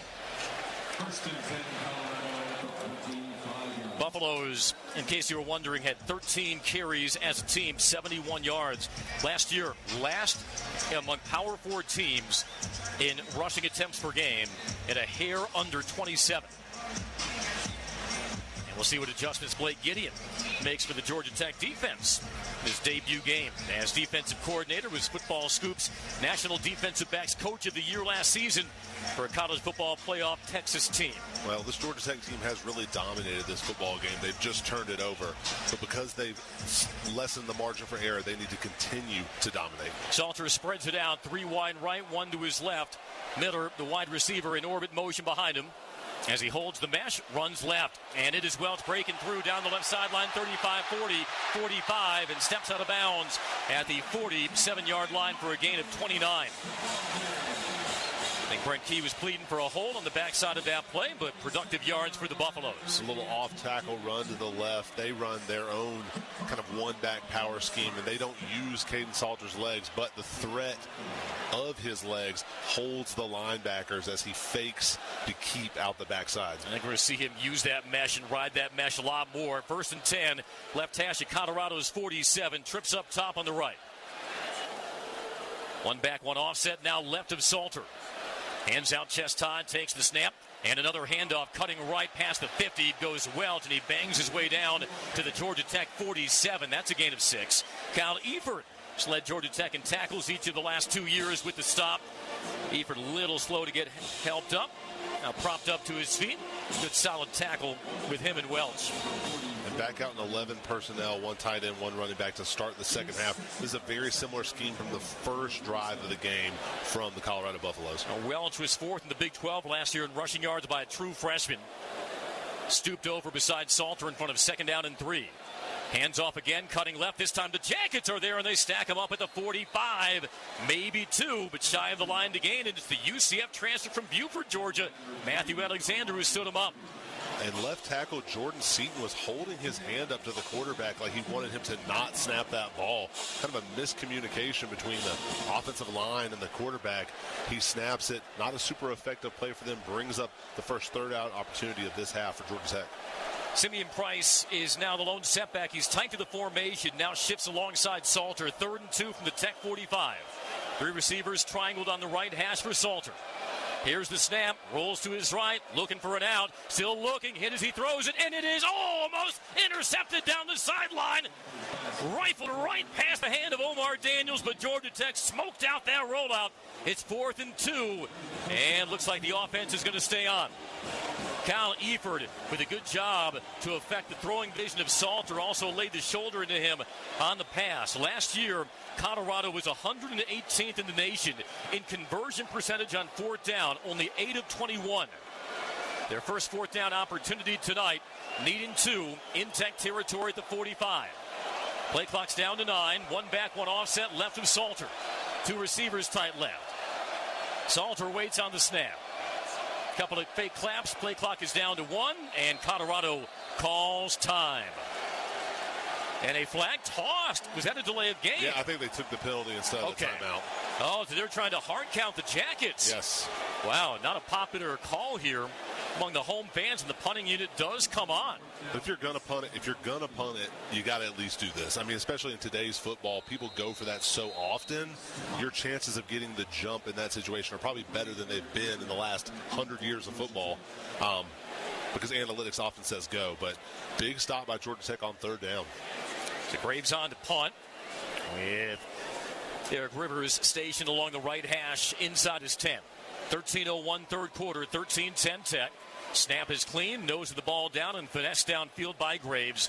Running underneath it, windmill for fair catches Rivers. He pulls it in near sideline at the 14. So good job by Georgia Tech. After Colorado had crossed into Jacket territory, making a critical third down stop. Maybe a play call that Pat Shurmur might regret. So he went to the air after it seemed like Colorado had some success on the ground on that drive. Yeah, Georgia Tech doing a good job of forcing Colorado to just execute over and over again. And Georgia Tech is doing a better job offensively than Colorado is of executing on offense. So back come the Yellow Jackets left to right in this third quarter. King with Haynes beside him. The snap. Pulls the handoff. Cradles and runs left, but a flag tossed on the snap. It'll be a false start on the Jackets. False start, number 4. Offense, 5-yard penalty. Still first down. Isaiah Canyon fired off early, so back the Jackets to their 9. And that'll make your coach upset because you're not even supposed to listen to the snap count as the wide receiver. You're supposed to look at the ball. And Haynes King, after he pulled it and took off with it, had a lead block from Carney. Would have gone for pretty yardage. So now first down and 15 on Tech's opening drive of the third quarter. Jamal Haynes, the lone setback, 9 carries, 50 yards for the redshirt senior. Stationed alongside King in the gun, Stockton slot left. A receiver short right and Rivers. The snap, and Haynes runs off right tackle. He's got a burst across the 15 and falls backwards to the 20. So a gain of 10 to set up 2nd and 5. And Georgia Tech having success at the end of last half using Haynes King's legs, coming back to it. Colorado, more of the same, seems confused on defense. Georgia Tech continuing to be able to kind of do what it wants with its read option attack. 12 personnel. J.T. Byrne, the Cal transfer, alongside Josh Beetham, both squatting on the left side of the line. Shotgun one back, 2nd and 4 officially from the Tech 20. High snap handled by King, hands off Haynes, a jump cut up the middle, and he plunges to the 23. Gain of 3 will set up 3rd down and 1. Arden Walker, senior defensive end from Denver, Colorado, but rerouted back to the home school after beginning at Missouri with the tackle. 3rd down and 1. Jackets 3 of 5 on 3rd down. Inside of 12, third quarter, Tech on top 13-10. Tech emerges from the huddle. Haynes shifts to the left of the King. Unbalanced line right. He waits Canyon in motion. Here's the snap. King runs up the middle. He spins. He fights, and he's got the first down to the 27. Another bit of a tricky snap. Had to pull that in over the shoulder, but was able to break up the middle and lower the boom for a first down. And when they need it, going to Haynes King. As you said, another scary snap from this Georgia Tech offense. They've been rotating centers. Harrison Moore back in, a little hot with that one, well handled by Haynes King. Deploys 3 receivers up top on the left, 4-man front. Another snap, mashes Haynes, runs left, and this time he's chopped down, maybe 1 to the 28. Georgia Tech coming back to that wide zone scheme. You know, they seem to be running that often to the left. Those are the lighter, perhaps quicker offensive linemen on that side. They've had more success. Colorado able to stand up to it, cut up inside. Not what Georgia Tech wanted on first down. They've been on schedule this drive, but 2nd and 9 is not where they want to be. 2nd and 9, like you said, from the 28, slot right, 1 receiver left. King folded over. Calls a man in motion. Fakes the sweep, retreats the throw. And he now floats it into the flat, too tall for Rivers. He was covered up. Pocket was starting to cave, and now Georgia Tech facing a 3rd and 9. I like the idea of the fake, the play action off the jet sweep. I'm not sure what his options of reads were, but if Haynes King could have got his eyes back to the left, he had Bailey Stockton streaking across the field. You could see him kind of hanging his head and shaking it, knowing that they had a missed opportunity on that play. Colorado has Georgia Tech pinned on a 3rd and 9. Breaking the huddle quickly, 2-by-2 set. Malachi Hosley, the standing tail. Colorado rushes forward. King retreats. Heaves it down the left sideline. It is too tall. Looking for, I believe, Hosley leaking out of the backfield, but couldn't stretch over his helmet, make the catch, and Georgia Tech forced to punt. For the first time today, believe it or not. This dangerous ball, the intended target was, in fact, Zion Taylor, but he sailed it on him. So here's Marshall Nichols, Atlanta native, prepped wholly innocent, began his career at Mississippi State. Spent last couple of years at UNLV, punting from his own 13. And now time called by Deion Sanders. Boy, he's marching out way onto the field along the numbers. And Colorado calls time, as evidently they did not like their personnel. So 10:26 remaining third quarter. They do force the first punt from Georgia Tech tonight. Both teams come up empty-handed on their opening possessions, and our score remains Tech 13, Colorado 10. With 10:26 in our third quarter from Boulder. Back after this in the Georgia Tech Sports Network. It's college football season, so you need all the energy you can get. Luckily, Georgia Power knows a thing or two about saving energy. We understand that energy costs are an important part of your budget. That's why we're dedicated to providing tools and assistance that can help make a difference, so you can save your energy for the game. Visit georgiapower.com/myenergy to learn more. What's the best kind of money? Well, how about instant money? With Quick Win's Instant 50 promotion, you can win a progressive jackpot instantly and win $50 instantly just for playing.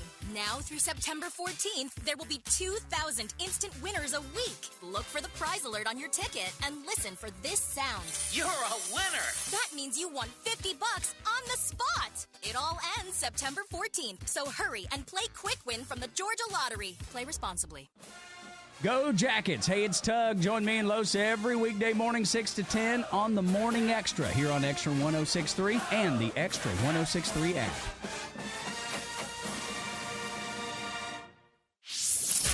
This is Yellow Jackets football, driven by Hyundai on the Georgia Tech Sports Network. 13-10 Tech on top of Colorado. Finally getting to litigate that 1990 national championship on the field, albeit 35 years later. Let's pause 10 seconds for station ID. This is Georgia Tech football. Yellow Jackets football is on now. WFOM and W292EV Marietta, a Dickey broadcasting station. Extra 106.3.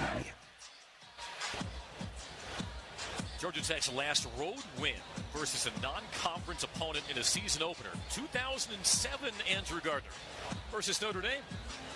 That was a heck of a game. You probably remember it fondly and vividly. That was a great time. I believe it was, 33-3? I believe it was, and nearly a school record in CFLs. I mean, we were up and down the field at ease. They couldn't do it. They couldn't do anything. That was it wasn't exactly payback for when they had come to Atlanta in 06 and beat us with Brady Quinn and all them, but nonetheless, it was a great feeling to go up to Notre Dame and get that win. Now, Brady Quinn got the win in 06, but I do believe a defensive end named Joe Anawai got a pretty good lick in on Quinn in that game. Yes, he did. Yes, Roman Reigns. Not the only person to take a hit from Roman Reigns. No doubt. So we'll get our first punt attempt from Marshall Nichols, who's a two-time honorable mention All-Mountain West Conference punter at UNLV. Last year, 44.3 yards a punt. Prior to that, 47.1 yards a punt. It was the second highest average in UNLV school history. You'll love this. Behind Randall Cunningham. Really? Yes. His first boot, he's got two gunners to his right, two protectors in front. Two return men. Here's this kick. Spiraling between the hashes. It is caught at the 25 and cutting up the right side 30, 35, and spun out of bounds at the 35-yard line in a late flag toss for a late hit by the Jackets. I mean, he left his feet in bounds. I don't like this call. Now Dalen Gordon might be the recipient of this penalty off the return from DeKalen Taylor. Referees are conferring here. Personal foul, face mask, number 21, kicking team. 15-yard penalty will be added to the end of the kick. All right, so not a late hit, but a face mask. That's a lot more plausible, a lot harder to justify. Fair enough. If he grabbed the face mask, that's different than a late hit. So that's one that can be stomached more easily. But again, Georgia Tech with mistakes that they can't be making in a game that's this close on the road. But Colorado has controlled the field position game by a pretty healthy margin. And so they'll begin this drive at midfield. Caden Salter, 6 of 11, 48 yards.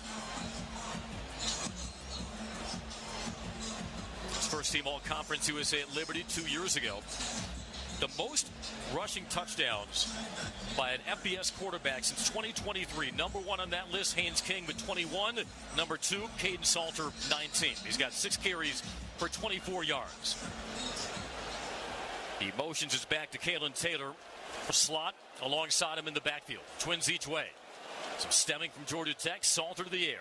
Climbs the pocket, zips it short left to Taylor at the 45, cuts left. He's at the 35-30, and finally slowed up by the Jackets at the 29-yard line. 21-yard pickup, leaking out of the backfield to Kalen Taylor, who was formerly a slot receiver, so you know he's got the ball skills. He looked like it right there. Got quick after the catch, yards after catch. Great play by Colorado, but Georgia Tech just allowing him to sit down in the zone with nobody near him. He comes out. Welch comes in as the standing tail. Colorado's running backs coach, by the way, Marshall Fall. And the carry to Welch, hunting for room. He bounces out left at the 30, breaks an ankle tackle, 25, and tiptoes out at the 21, gain of 8. Well, thus far, the halftime adjustments by Colorado's coaching staff seem to be working in their favor. This is the same part of the field where Georgia Tech was able to bow up before the half. Hopefully, as the field is condensed, those throwing lanes are lessened.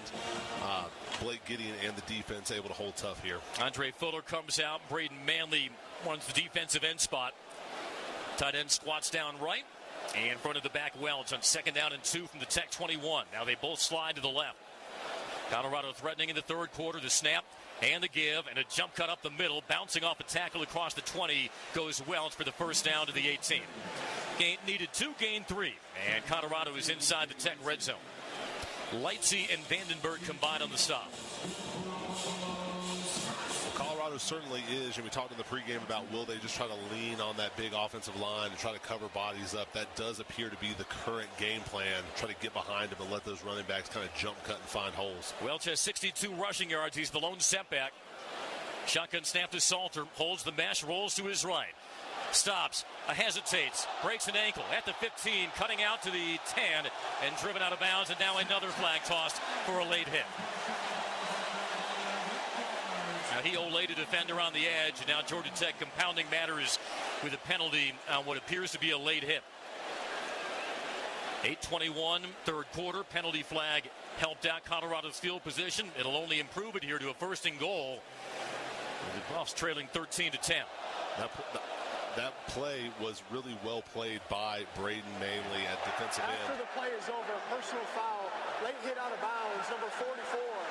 Defense. That penalty will be enforced. Half the distance to the goal.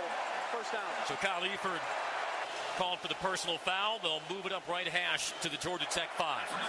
Correction, that foul was by number 3 of the defense. Number 3. Well, Amari Harvey. Beg your pardon. And Colorado threatening to pull back ahead, trailing to Tech 13-10. Salter with Welch beside him. Tight end left, 2 receivers right. 1st and goal from the Georgia Tech 5. Georgia Tech jammed in tight. Snap to Salter. Holds the mesh. And the give goes to Welch, but he is strung out and dropped back at the 10.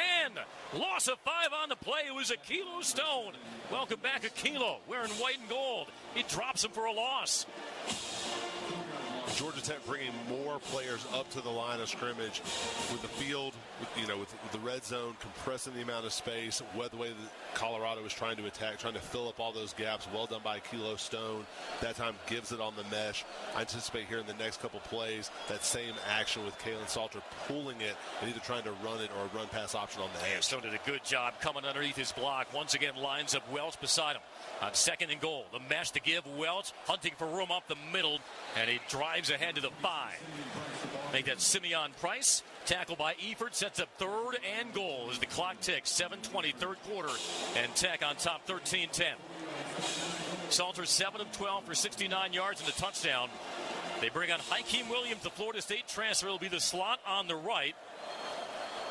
And a big jump ball target in 6'5", Sincere Brown, grad transfer who is first team all-conference last year for FCS Campbell. Had 12 receiving touchdowns last year. Zachary Toby in coverage on him. A slot right for Salter, 3rd and goal from the 5. Gathers the snap. Short drop. Trying to break loose, but he's sacked by Vandenberg and planted back at the 15.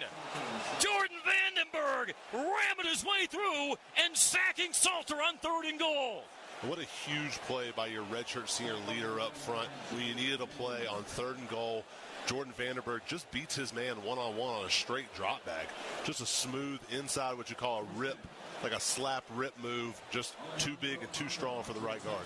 Nearly had a sack on Salter in the first half. Had 1 sack all of last season. Field goal unit comes on for a 30-yard field goal from Mata as he triangulates his steps just right of center. 6:10 and counting, 3rd quarter. Snap is back. It's set down, booted up, and Mata is good. Tied at 13, but could have been much worse for the Jackets after the late hit out of bounds gave Colorado a 1st and goal at the 5. But a TFL by Stone, 1 play later, a sack by Vandenberg. Defensive line does its job, and we're tied at 13 midway through our 3rd in Boulder. Back after this on the Georgia Tech Sports Network. It's not a talking point. Here, toughness is a tradition. It's woven into the white and gold, defines everything we do on the flats. Toughness is timeless. Take away the glitz, the flash, the attention, the adulation. Only toughness can lead to greatness. And here, we have more of it than you know. It's forged some of our greatest successes, elevated us beyond what others expect. From a kick, to a lead, to a miracle. Hall of Famers, national champions, and those who have transformed the sport. And through it all, we've done it our way, not like anyone else, because we don't aspire to be like everyone else. So let others preach it, because we epitomize it. And on game day, you'll learn what Georgia Tech toughness is all about. Hey, it's Pete Davis. Glad you're here for Georgia Tech football on Extra 106.3. We'll see you weekdays at 3 o'clock sharp.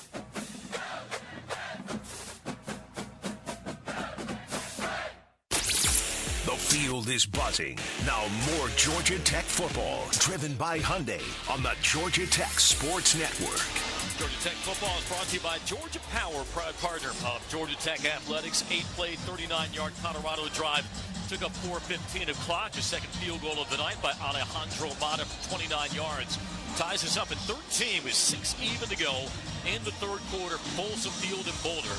Rain has returned. Not much wind accompanying it, though. It'll certainly make this synthetic turf a little more slick for Haynes King and the Georgia Tech offense, but Colorado had the momentum trying to regain the lead. A 1st and goal from the 5. You got to tip your cap to the Georgia Tech defense, particularly the defensive line and what they did to hold the Buffaloes to a field goal. Yeah, back-to-back plays. Kilo Stone, Jordan Vandenberg. We talked in the pregame, like what transfer players, what new players, what unit on the defense the Georgia Tech need to step up. And this defensive line has been providing pressure, has mostly been good in the run game, battling a very large, strong offensive line. Encouraging signs in this first game, and huge back-to-back plays to keep this game all tied up instead of Colorado getting what just feels like the cheapest of leads, just that you have just handed to them. I think it's important for Georgia Tech to stay ahead and kind of in control of this game, because it's just one of those ones where if you slip behind, it's just like, God, like what could have been. And, Georgia Tech has an opportunity to get back in control. Great job by the defense. This is only the offense's second opportunity coming out of halftime. So really got to figure out, what went wrong last drive and fix it for this drive. Neither team has had a return tonight. Perhaps no surprise with this thin air. We'll see if Shane Marshall and Dalen Gordon might be able to run one back. In this 3rd quarter, Tech operates left to right. Buck Buchanan. Boy, that's the name of a kickoff specialist if I've ever heard of one. Swings away, and again, launches one toward the back line for a touchback. Akilo Stone boomeranging back to Atlanta. As you know, spent 3 seasons with Georgia Tech, played in 6 games as a freshman. Actually had a sack in the season opener in 2022 versus Clemson at Mercedes-Benz. The last 2 years at Ole Miss, where he appeared in 23 games. Well, welcome back, Mr. Stone. We're glad to have you. And a timely stop there to help put Colorado behind the sticks on 1st and goal. So from the 25, here comes the Tech offense. Haynes King, a team-high 69 rushing yards on 11 carries and a touchdown. Tight end right into Harpring. A slot on that side in Stockton. Jamal Haynes, the featured back. Orbit in motion from Stockton. Here's the snap. Play action. Thrown over the middle. It's caught by Harpring at the 30. Inside the left hash. He's got the first down to the 38. Luke Harpring, his 4th catch as a Yellow Jacket. And it goes for 10+. Just a nice, smooth little crossing route for Luke Harpring. They lose him in the linebacker space. Again, window dressing for just a simple route over the middle. Georgia Tech pushes out the formation. Trips right. Twins left. Empty backfield for King. Waves Haynes in motion. Pulls the handoff. Runs right. He's spun around past the 40 and up to the 43. That does go for 5. They come inside of 5.5, third quarter. Haynes King gets up a little gingerly. I think maybe got the wind knocked out of him or just landed funny on that last play. That's like the 3rd or 4th time a Colorado defender just shoestring tackles here that have stopped from what would be big runs from Georgia Tech. Haynes dusts himself off. Jamal Haynes at his right hip. The mesh, Jamal Haynes bouncing out left, tries to swat away a tackle, but this time he's clamped onto from behind and loses a couple back to the 42. Tackle by Martavius French, who was 2nd team All-American Athletic Conference at UTSA last year, was actually tied for 10th in the nation with 17 TFLs for the Roadrunners. It's 3rd down and 6 from the Tech 42. Tech to the line quickly. A bunt set left for King. Colorado clearly confused. King to the air. Climbs the pocket, throws the cross. It is caught at the 45. And that's close. It's going to be close to the first down. They'll mark him down at the 48-yard line. I believe the catch was from Harpring. It was. And they will put the nose of the ball at the 48. Boy, oh boy, I think that might be worth a measurement. Well, Harpring was body surfing. Nope, first down Jackets. He was never down. Yeah, they thought he was landed on top of him. He's on top of him. His knees aren't down. His forearms aren't down. I mean, he just surfs over for this first down. Surfed over R.J. Johnson. Down is under review.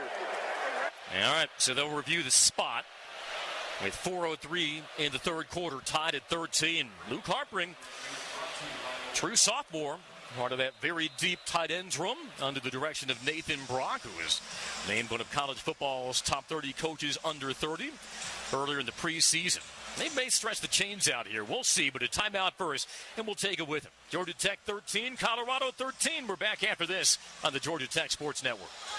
You should never need financing for a simple garage door repair, but it's happening here. Out-of-town companies have invaded Atlanta for a cash grab, charging outrageous prices. Hi, I'm Dan Watkins, owner of All Four Seasons Garage, Entry Doors, and Windows. Stay local and stay on budget for every opening of your home. All Four Seasons, trusted in Atlanta for over 25 years, exceptional customer service, and fair, honest pricing. When trust matters, trust us. All the number 4 seasonsgarages.com.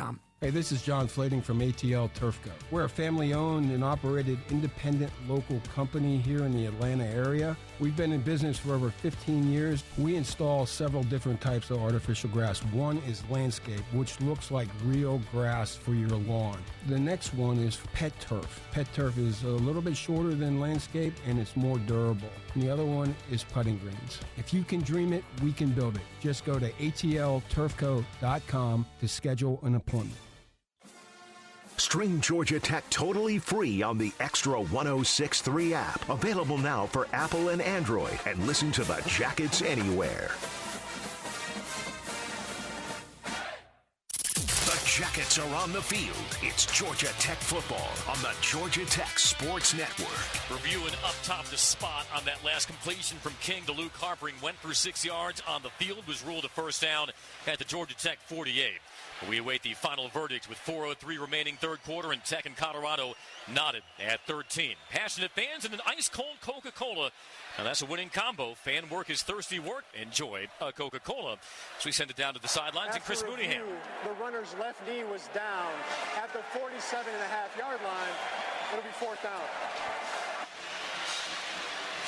Guys, a lot of talk down here on the Georgia Tech sidelines about timing, specifically with the offensive line. I'm hearing numerous coaches tell offensive linemen, listen, we need a half second more on pass pro. A half second more on pass pro is being repeated in a large way. They're also looking at the interior of the offensive line and the amount of pressure that Colorado's been able to get straight up the middle. All right, thank you. And certainly this offensive line will be tasked with getting some hard yards, as you might have heard. At the left knee from Harper went down at the 47.5-yard line, so it'll be 4th and less than 1. So Georgia Tech will keep the offense on, bidding for their first 4th down conversion of the night. What a critical one this could be to keep momentum of this drive on their side. The game knotted at 13. May not be a bad choice to run behind your first-team All-ACC right guard, and Keelan Rutledge. We'll see what they dial up. Georgia Tech's had a lot of success on 3rd and short in this game. Not surprised to see them going for this. This is an understatement when I say this is a huge play, a huge momentum opportunity in this game. As Haynes King very coolly gazes toward the near sideline to get the adjustment. Have yet to wind the clock. Tech head to toe in white tonight on this Friday night in Boulder. Jackets break the huddle. Haynes will work out of shotgun. He loads up Jamal Haynes to his right. Now flexes him out. Fakes the clap, walks underneath his center. Tucks it, runs it up the middle, and he tunnels ahead for the first down, just shy of midfield. Andy, I really love that play call. You end up in 5 wide. They just don't have enough players in the box to defend QB sneak. And if they do line up and play QB sneak, you probably see him just throw it out to Jamal Haynes or perhaps hand it off to him. Really nice play by Buster Faulkner. And a clean exchange as well between King and Tan Alu-Tupu-Olam, the sophomore center. 1st and 10 Tech. Right hash at their own 49. Haynes beside King. Slot left. Harpering motions across. Off the mesh, it's Haynes. Sprinting left with a stop and start. Turns the corner. 50, 45, and shoved hard out of bounds into the Colorado bench. They'll say he went out of the 43. It's a gain of 8. Boy, and Jamal Haynes a little shaken up as he tosses the football back. As we had noted in pregame from Chris Mooneyham, these sidelines are very, very narrow. Well, I think if Jamal Haynes was a quarterback and threw the ball, he might have had a chance for a late hit there. But, you don't get the same kind of calls when you're not the signal caller. Haynes up to 13 carries, 53 yards. 2nd down and 2 from the Buffalo 43. Jamal Haynes will stay on as he points out the linebacker at the left rear of King. Slot to his left. Orbit motion from Stockton. The turn, the give, it's Haynes, and this time he's stacked up, loses a couple on the play, trying to work up the middle. They drop him at the 45, loss of 2, and coming underneath his block was the Tennessee transfer, Amari McNeil. Brings up 3rd down and about 4. 2:25, 3rd quarter, tied at 13. This Georgia Tech offensive line hasn't allowed many, if any, free runners in the run game.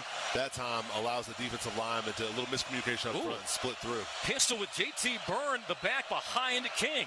The snap, fakes the sweep, runs behind the block of Burns, winding up the middle across the 40, 1st down to the 38. Oh, how about that wrinkle? The pistol, but it was the tight end who was stationed behind King, and he turns into the lead blocker. That was another piece of just creative play design by Buster Faulkner. They fake the jet sweep to the left, and all they end up running is, lead ISO to the right. Actually, they also pulled another tight end from the other side. It was more of a power ISO from the back. I mean, really, just the creativity is impressive. Hosley now is the pistol back on 1st and 10 from the Buffalo 38.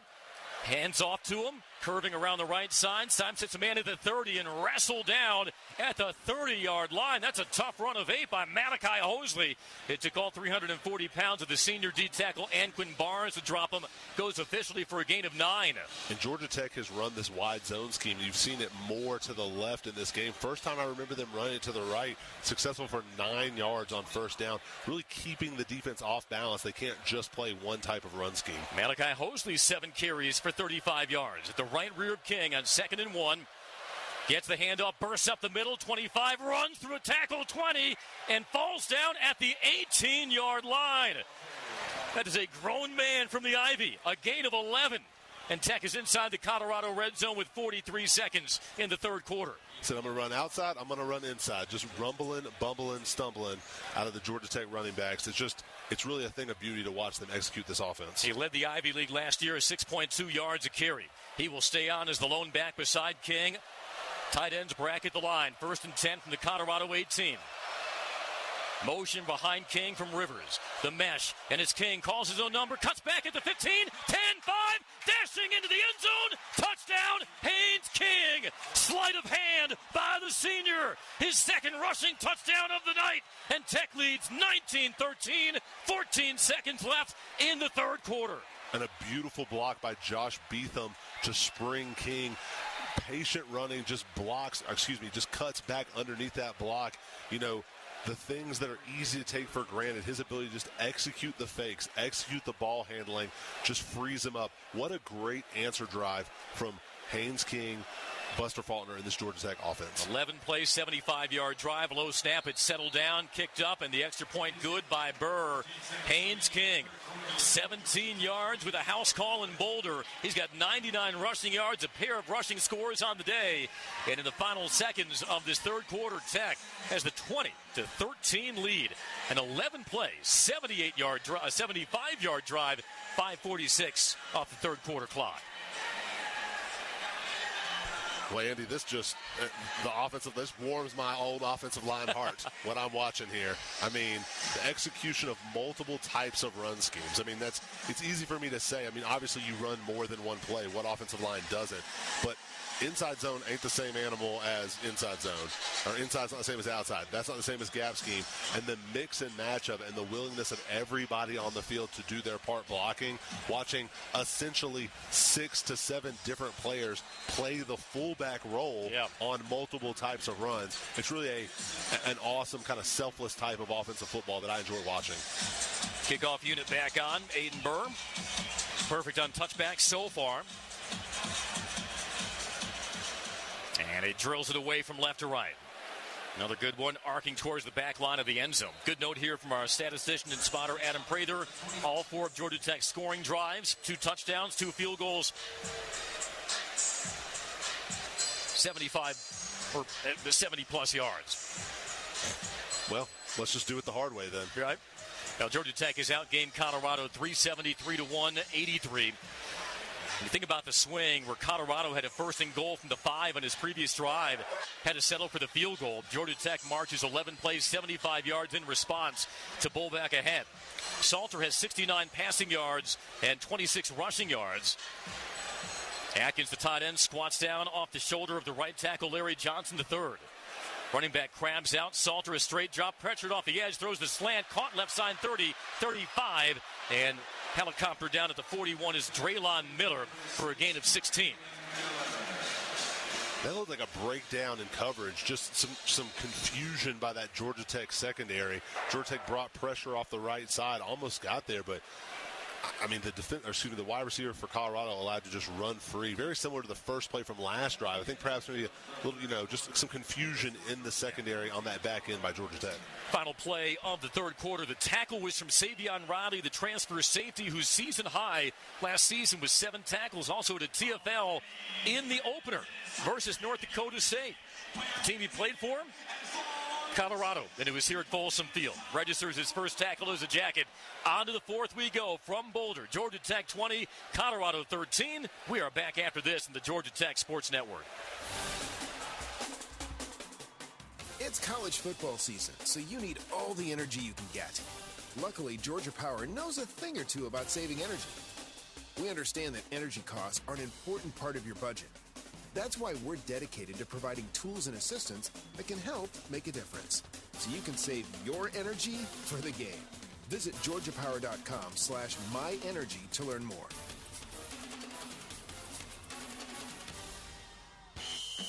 Hey, Yellow Jackets fans, it's college football season, and SeatGeek is the official ticket marketplace of Hail Marys and walk-on heroes. SeatGeek makes it easy to find tickets, so you can be part of all the action this season.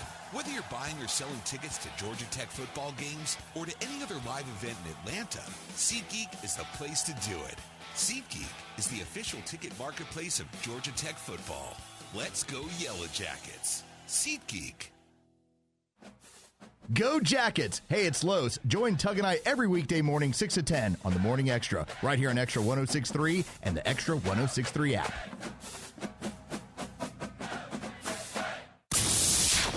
Now back to the field for more Georgia Tech football, driven by Hyundai on the Georgia Tech Sports Network. Georgia Tech football brought to you by Scana Energy. Make the easy choice. Switch to Scana Energy today. Georgia Tech trying to overcome turnovers on its first 3 drives. It was a tie game at halftime, or 13-10, I beg your pardon. Tech on top at halftime after Colorado tied on a short field goal from Alejandro Amado. Georgia Tech responds with a Haynes King touchdown run of 17 yards. We enter the fourth quarter at Folsom Field with the Jackets on top, 20-13. And this is where all that depth and quality depth that you accumulate, especially adjusting to altitude, Andrew, you hope that it pays off over the final 15 minutes. Yeah, and you've seen Georgia Tech has been rotating on the offensive line, the defensive line, the secondary. I mean, really all positions outside of Haynes King have really been rotating. Maybe an offensive lineman or two. I haven't seen Keelan Rutledge come out. I haven't seen Ethan McKinney come out. But, I've seen every other offensive lineman come out. They're obviously running multiple personnel groups on offense to keep everybody fresh. As you said, in the fourth quarter, first game of the year, who has better depth? Who's able to finish strong? Georgia Tech, as we've said, has dominated this football game and is only up by 7. And that's kind of a dangerous place to be because there's still belief on that Colorado sideline. If they can get a stop here and do on offense what they just did, they really have a chance to break this game open. But it takes this Blake Gideon-led defense in its first challenge of the season making plays here to keep Georgia Tech in it and to take over this game. Hard to be -3 in turnover margin on the road, yet be leading. But that's where we are right now. I would say that the passing game has been somewhat judicious for Caden Salter. Had that 39-yard strike in the second quarter. But other than that, his other 7 completions have gone for 46 yards. So a lot of quick underneath throws, touch passes into the flat. Well, Georgia Tech has been close to him, and I think they may realize that. Georgia Tech has gotten pressure. They haven't brought him down a bunch, but they may be a little nervous about trying to take shots when they've had success moving it in more conservative ways. 1st and 10, Colorado at its own 41. Left to right go the Buffaloes in this final quarter. Welch, the feature back, gets the handoff, shuffling off to his right, but he's belted and dropped for a gain of just 2. It was Melvin Jordan, the 4th. The redshirt junior transfer linebacker from Oregon State, bringing the thump. And just when you talked about, depth pieces, the entire 2 deep of the linebacking core has seen the field. Melvin Jordan, the 4th, another one of those guys really bringing the boomstick on that play. Has instincts and IQ, according to his position coach, Darius Eubanks. 2nd and 8 now from the 43. 2x2 sent for Salter. Adjust protection to his offensive line. Right foot in front of the left. Here's the snap. Runs the screen up the left side. 50. Cutting out left. Ball is loose on the ground. No, it's a first down. Thought that ball came loose at the end of the play, but to the 48 goes Hakeem Williams, the FSU transfer on that bubble screen for a first down. It was a good decision by Caden Salter. Georgia Tech didn't have numbers on the edge. They'd walked a linebacker down more like they were playing that read option game. They see it on Colorado, see the numbers advantage, able to get the ball out on the perimeter. To Kalen Taylor, now the back, that power pistol with a wide receiver beside Salter. Now pushes him out wide along with the tight end to the right. 1st and 10 Buffs at the Georgia Tech 48. Snap to Salter. It's going to be a double pass. Throws it right. Pressured. Slip free. Now dumps it short right, and it's incomplete. Oh, the Jackets were all over that. It was a screen to Hakeem Williams. The Florida State transfer narrowly avoided the sack out there on the edge from, I believe, Tajay Butler. Was able to wiggle just loose of him, but couldn't dump that off. It's incomplete, and it's 2nd and 10. And good discipline by Clayton Powell-Lee on the back end, not biting up on another screen pass, but being ready for that double pass and really forcing that underneath. Georgia Tech fortunate that they didn't get bit on the kind of heroic type play, but well done by Clayton Powell. Melvin Jordan almost got that big loss. Just couldn't ramp up on Williams. Trips right, a receiver left, 2nd and 10. Snap to Salter, opens his hips, touch pass right flat. It is caught down the sideline 45 to the 41. Big shot at the end of the play after a gain of 8 on the catch from Quentin Gibson, the speedy true freshman wide receiver. nice tackling in the secondary. After my complaints early in the game about not wrapping up, the secondary has quietly been very fundamental in taking guys down on first contact, which in this situation, 3rd and 3 at this point in the game is going to become very important on their ability to bring guy down on first contact. Yeah, 3rd and 3, DeKalen Taylor, first team All-Southland Conference at Incarnate Word, comes in, cinches those gloves tight, parked at the left hip of Salter. Unbalanced line left. Georgia Tech puts 6 in the box. To the ear goes Salter. Shuffles back, tosses it right side, caught by Taylor left side, and he's twisted out of bounds at the Georgia Tech 32.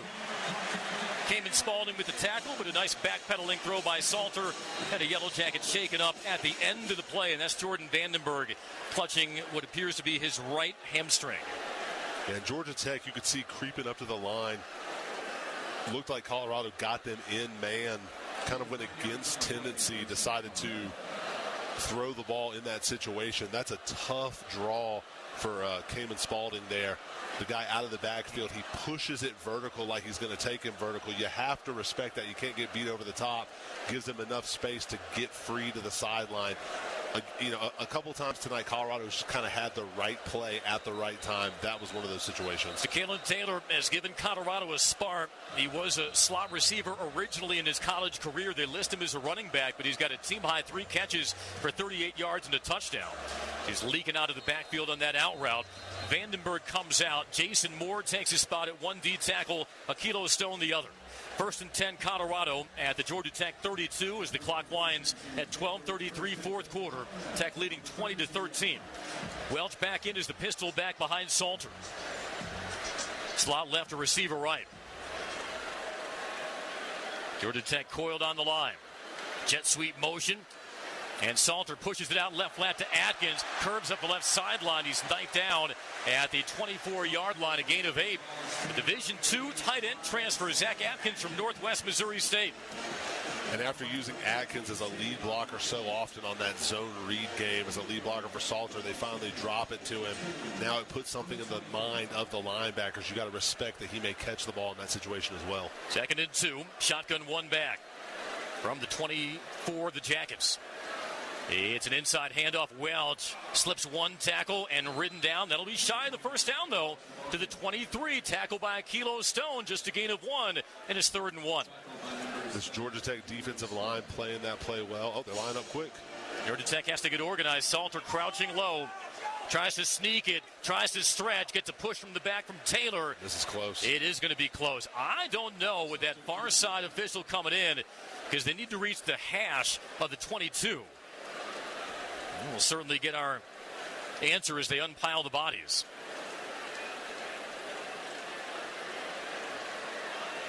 And it is a 4th down. 4th and inches.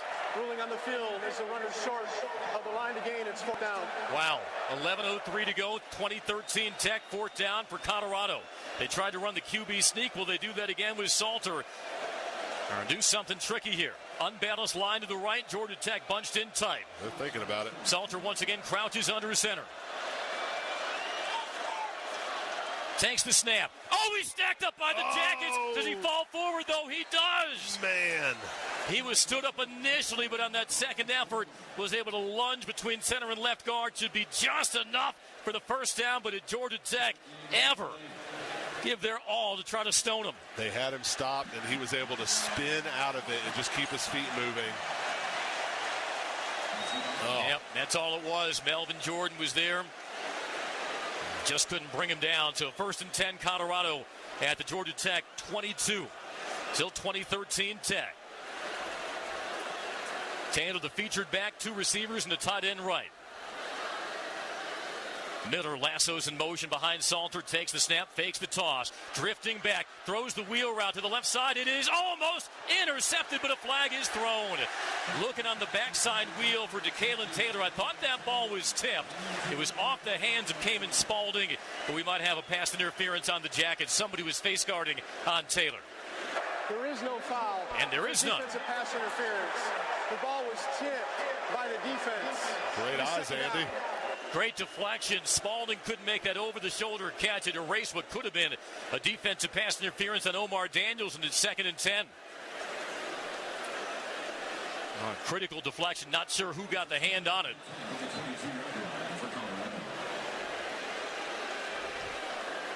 Make it 2nd down and 10. If he saw that tipped, that is a super heads-up play by Omar Daniels, because once that ball is tipped. Previous play of the ball being tipped by the defense is under review. All right. We'll get a fresh look at it. The pressure came from Manley, and I think he got it. He chopped the arm. He definitely hits his hand. Yeah. The question is, I don't know how. They got to give us more looks at this. But, I mean, great rush by Manley, almost a sack. Manley's been very close. That's one thing about this Georgia Tech defense tonight. They have been very close multiple times. Only have 1 sack but 5 TFLs, and we'll see if this incompletion stands as we come up on timeout. 10:09, 4th quarter, 20-13. Georgia Tech leads Colorado. Buffalo's driving as we come back after this on the Georgia Tech Sports Network. September is Fan Appreciation Month at Truist Park. The fun begins as the Seattle Mariners come to town, September 5th through the 7th. The weekend includes live music before the game, as well as Grunge Night and Flannel Fest, all on Friday the 5th. Come dressed in your best 90s or grunge gear, and you may win free tickets to another game. To round out the weekend on Sunday the 7th, the first 3,000 kids will receive a beaded necklace, just like you see the players repping on the field. Swung on, hit high and deep to left field. And that is gone! Home run! Braves lead! Then, Dansby Swanson and the Cubs roll into town. September 8th through the 10th, presented by the Governor's Office of Highway Safety. Fans can enjoy 2 gate giveaways, including the Michael Harris II scooter bobblehead, presented by Xfinity, followed by the replica jersey giveaway, presented by Coke. See all of the fun this September and get your tickets at Braves.com/promos. Atlanta Braves baseball. We are Braves country. Hey, you're listening to Georgia Tech football at Extra 106.3. Don't forget this guy, the Kimmer, he's back. Oh, no, raising holy snarkies every day on 106.3.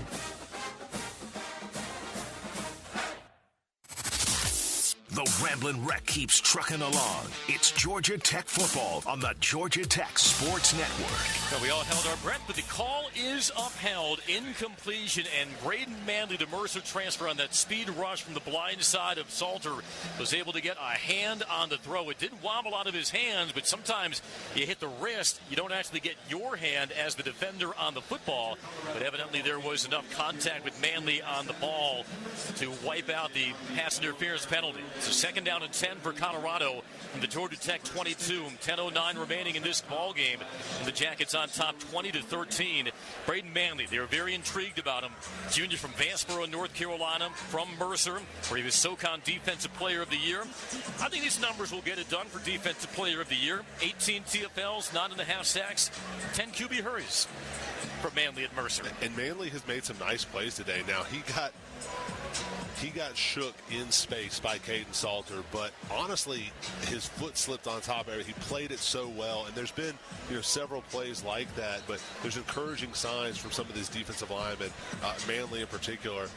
There's just been, they've been around, they've been playing stout, and that I think that depth of that defensive line, there hasn't been anybody really pop as a game breaker yet, but they've just been really solid, and they've been able to rotate it and keep it solid the entire game.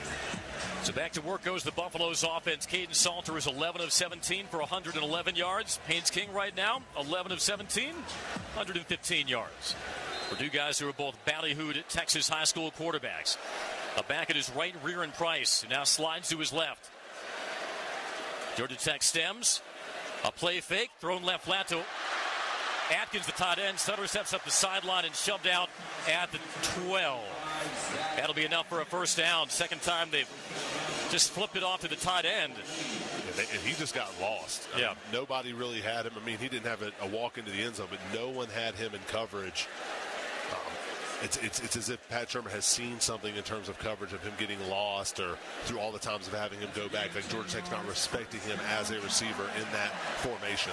He was a high school wide receiver. He's got good hands. He crouches down as the offset right. Officially 1st and 10, Buffs left hash at the Tech 12.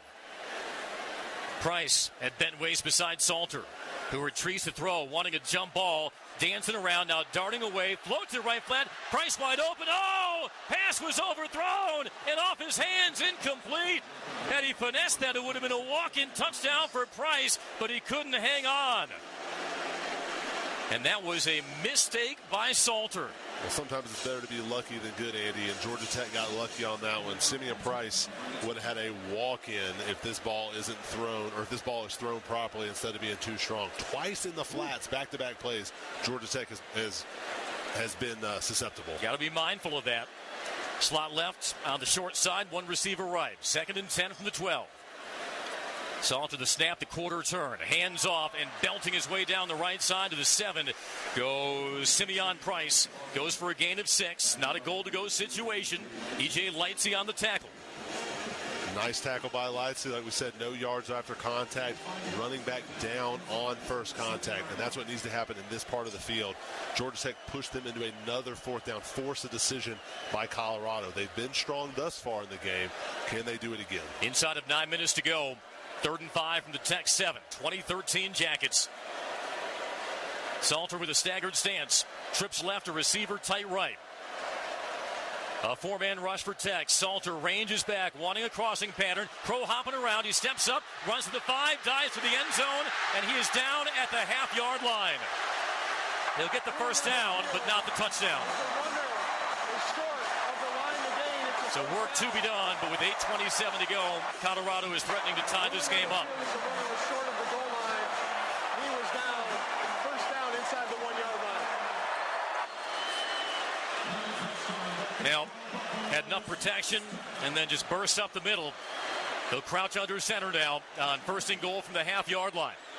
Trying to get that touchdown one play later to potentially tie this up, and now whistles blow, and they'll review the previous play. Short of the goal line is under further review. Yeah, you know, as we look at the replay, I don't think that right knee, which is dragging behind him, was down. I think that ball crossed the plane, so I think this might get overturned, and Colorado will be a point after away from time. I think you're right, Andy, and this is another play. We've talked about the Georgia Tech defense being a step away time and again. I mean, that's one right there. You know, Jordan Vandenberg beats his man and is just a half a step away for a sack right there. And, you know, hopefully as the game moves on, as the season goes on, those are the plays they make, but it's a step here, a step there, and, you know, those are the plays they need him to make. And Caden Salter's doing it with his legs. I mean, we talked about it pregame. That's kind of the difference of what he is versus what they've had in the past. And the game is looking like it's going to be back on that Georgia Tech offense. You know, a unit that there's a lot of trust in, but they got to come through again if this is upheld for a touchdown. Or, excuse me, if this is overturned for a touchdown. Now, he was 4th in the nation in rush average by a quarterback 2 years ago at Liberty. 77 total touchdowns in his 4 years in Lynchburg, Virginia, and again on a scramble. Was able to break loose up the middle, and Georgia Tech secondary just weren't alert to it, couldn't turn around and funnel him in time. On the field, he was marked shy of the goal line, but from the first look we got, might be overturned. We'll get the final verdict. After review, the runner breaks the goal line, touchdown.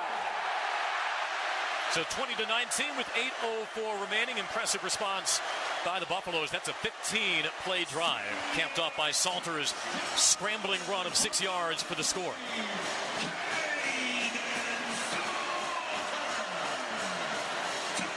And really, Caden Salter's legs have been the difference of what's kept them in this game. Even on his other touchdown of this game, his threat to run is what opened the receiver. That really has changed the complexion of Colorado's offense. Mata on to attempt the extra point. Was 55 of 55 on PATs last year. Snap is zip back, set down, booted up and blocked. Oh, but it just knuckles over the crossbar. Good. Amari Harvey got a hand on it, but just had enough steam to creep over that crossbar and tie us at 20. I mean, Amari Harvey got a great jump on this. I mean, but it's Georgia Tech got to fight through adversity one more time, right? Start the game crazy. It's been that kind of thing where some of those plays that are close, they're just not kind of falling. So Georgia Tech just has to, with this opportunity on offense, just here we go. You talk about almost, but it still remained a Georgia Tech lead. But tied at 20, 8:04 to go. Don't go anywhere. Back after this in the Georgia Tech Sports Network. Moving can be stressful, but not with Page Relocation. the official mover of Georgia Tech athletics.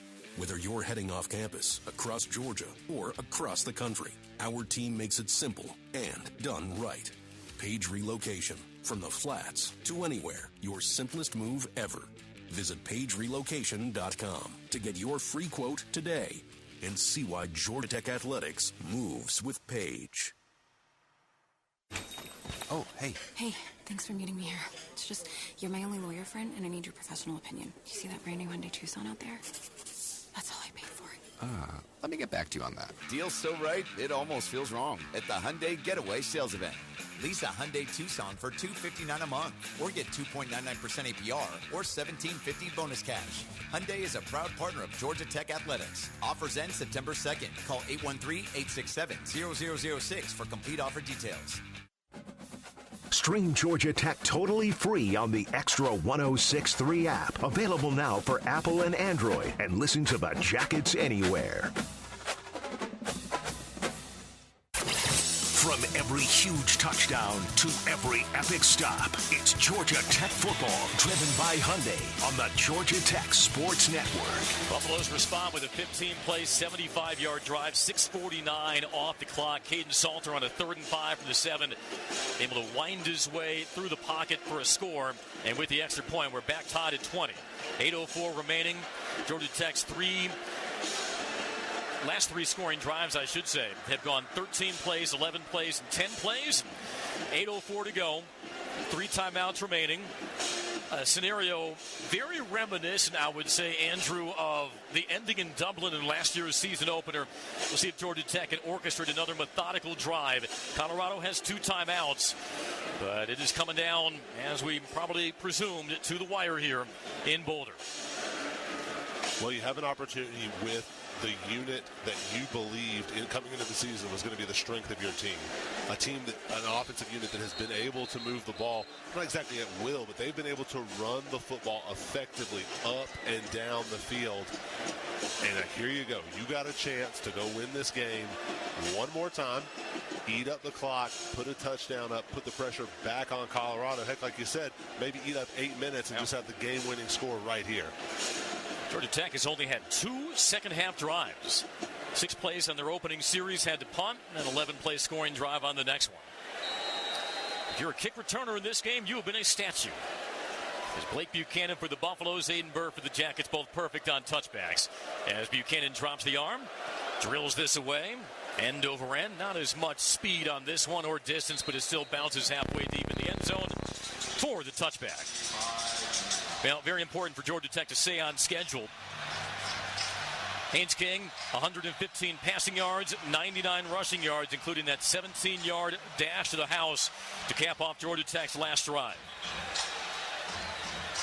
Had a season-ending injury in his start for Texas A&M against Colorado in Denver at Mile High in his second career start back in 2021. Backs are split with Hosley and Haynes. Trips right. Wade Stockton in motion. The snap, helmet high. Pulls the handoff, flips it right flat. There's a man wide open. Haynes dashing down the 40, 45, gets a block downfield, scampers out of bounds, inside Colorado territory at the 48. Nice use of split backs here by the Georgia Tech offense. The fake to Hosley, able to slip Jamal Haynes out into the flat. You'd think if there was one guy on the offense you'd have your eyes on, it'd be Jamal Haynes, but they lose him. That play was almost a touchdown. Yeah, little flick of the wrist, got a good block downfield from Eric Rivers. 1st and 10 Tech inside Buffs territory at the 48. 3 receivers fanned out left. Haynes, hands on thigh pads. He will get the call, trying to jump cut to his left. Nowhere to go, though, and he just burrows ahead for one. Was snowed under by Anquin Barnes Jr. Started 3 games for Colorado last year after 3 years at Alabama. We wind to 7:22 in the 4th quarter. 2nd down and 9 from the Colorado 47. The ball inside that Buffalo mascot at midfield. Rivers the slot right, 2 receivers tight left. King with Haynes. Got a little bit of a flinch on the fake clap from those Colorado linebackers. That forced an adjustment with the play clock down to 10. King walks left to right behind his offensive line. Play clock down to 5. Now backpedals into the gun. The clap and the snap and timeout called. Brent Key wanted that tunnel screen to Isaiah Canyon. Was not certain that they could snap that off in time, so Tech uses its first timeout. Calls first charge. Timeout. Timeout on the field. So Brent Key uses his first timeout, stop the clock with 6:50 remaining, fourth quarter. Jackets and Buffaloes tied at 20. Back after this on the Georgia Tech Sports Network.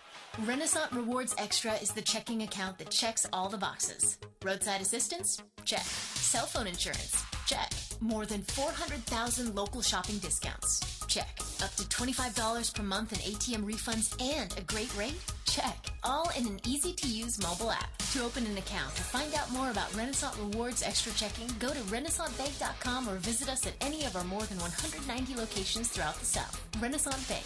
Understanding you. Member FDIC. Equal housing lender. Oh, hey. Hey, thanks for meeting me here. It's just, you're my only lawyer friend, and I need your professional opinion. Do you see that brand new Hyundai Tucson out there? That's all I paid for it. Let me get back to you on that. Deal's so right, it almost feels wrong at the Hyundai Getaway Sales Event.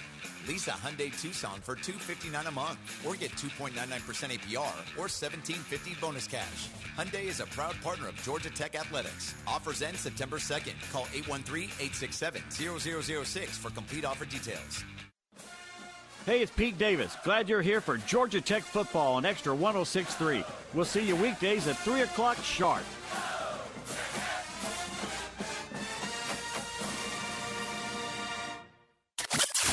Let's get back to the Jackets. More Georgia Tech football, driven by Hyundai on the Georgia Tech Sports Network. Georgia Tech inside Colorado territory, 2nd and 9 from the 47 in a tie ball game, 20-all with 6:50 remaining from Folsom Field in Boulder. Let's pause 10 seconds for station ID. This is Georgia Tech football. Yellow Jackets football is on now. WFOM and W292EV Marietta, a Dickey broadcasting station. Extra 106.3. Georgia Tech calling its first timeout. They have 2 remaining here in the second half. Teams trading touchdowns on long drives. After Georgia Tech took the 13-10 lead into halftime after Colorado tied with a third quarter field goal, Haynes King a 17-yard touchdown run. Had a nice complete on a dump off in the flat to Jamal Haynes for 27 yards to move Tech inside Buffalo's territory. And we'll see if Buster Faulkner, who got his contract extended this offseason, can continue to keep Colorado off balance. Only 3 TFLs right now by Colorado, 1 sack, but those 3 TFLs have only netted them -4 yards. So the offensive line has done a good job at least containing that aspect of a very disruptive Colorado defense, Andrew. Yeah, very few negative plays, a lot of on-schedule plays. Georgia Tech not where it wants to be right now in 2nd and 9, but with that timeout, an opportunity in a big moment in the game for their best play for this situation. If Georgia Tech's offensive line can hold up, they've really got an opportunity right here. Haynes King, 99 rushing yards. Jamal Haynes, 61 rushing yards. Tech from right to left as they slap hands in the line. Rivers, the lone receiver, right. Unbalanced line, double tight end right. As Rivers, Jensen motion behind King. He takes the snap, 3-step drop, climb the pocket, throws the cross complete to Canyon. Tries to swat away 1 tackle. He's up to the 45 of the Buffaloes, but finally hauled down there. Gain of just 2. DJ McKinney, preseason All Big 12 quarterback with the stop. It's going to be a 3rd down and a long 6. Georgia Tech tonight, 5 of 9 on 3rd down. They've converted their lone 4th down. Isaiah Can not able to get loose after catching that crossing route. Good open field tackling by Colorado. Interesting to see if this will be 4-down territory depending on what happens on this play. Jamal Haynes, the pistol back, 3 receivers wide left. Colorado overloads the right side. And we have a timeout called, flags all over the field.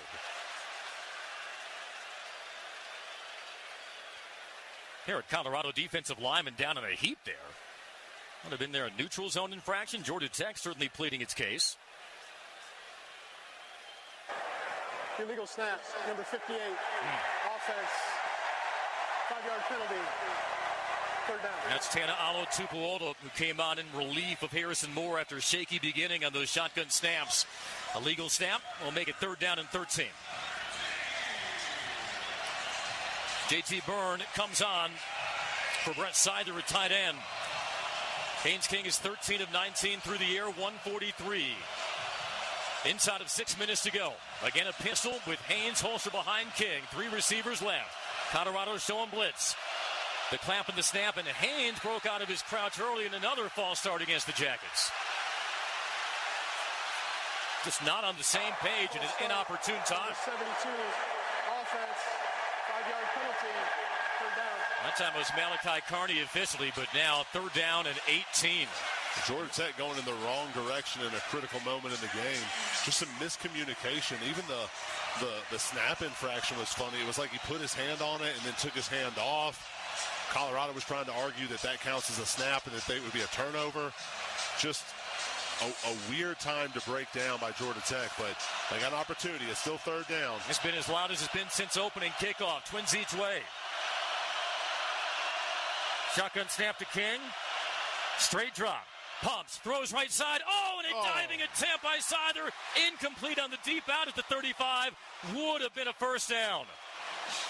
Oh, so close by Haynes King, and he had the right man. Just a little too strong, just not exactly on the same page. He had Seither on the out route. It was kind of the deep out, and just a little too far outside. Right read. Marshall Nichols on the punt from his own 35, 27 to go. Two-man protection, bangs this away, end over end. As it tumbles toward the 10, fair catch signaled for and caught by Taylor. 5:19 to go. Colorado has 2 timeouts remaining. Georgia Tech really needs a defensive stand here after they let the Buffaloes march 15 plays, 75 yards on their last drive. I'll tell you, if I'm not mistaken, this is the first time Colorado has had a possession inside the 25. I mean, like starting worse field position than their own 25. Yep. This is their worst starting field position of the night. Good punt there by Georgia Tech. Time to play some complimentary football. The defense is going to have to step up for the offense after just, again, some uncharacteristic sloppiness out of this Georgia Tech team, which really has been the story of this game and why it is as close as it is at this point. Tech 8 penalties for 65 yards today, and this after finishing 11th in the nation in fewest penalty yards per game. So back come the Buffaloes left to right. Tied at 20. Michael Welch actually took a couple of unofficials to Georgia Tech. The native of Milledgeville, Georgia, is parked behind Salter in the pistol. He flexes out. A check down to Welch. Turns up left numbers 15. Sidesteps a man and runs up to the 19 for a gain of 8. Just been some simple pitching and catching by Colorado in the second half, but it's been effective, and more importantly, they're getting good yardage on first down. These last few drives, they've attacked Georgia Tech in the flats, really. That and the combination of Caden Salter using his legs when they try to go deep. Georgia Tech has to find a way to keep him hemmed into the pocket and to not allow these easy throws. Price will come in as the lone back. 2nd and 2. He shifts to the right of Salter with a tight end in front of him. Quick out, right side, it's caught. Williams with a shake and bake at the 25. Ankle tackled at the 29. Nice open field tackle by Clayton Powell-Lee, but it goes for a first down. Takes us inside of 4.5 in the fourth quarter. Still tied at 20. And it's a lot of horizontal passing by Salter, but he's been effective in it. 14 of 21, 129 yards. They also know he's a running threat after that touchdown in the last drive. Price at his right rear. H-back right. Snap, quarter turn, zone read. Dancing around, wheeling out way to his left. Throws over the middle on the crosser. It's incomplete.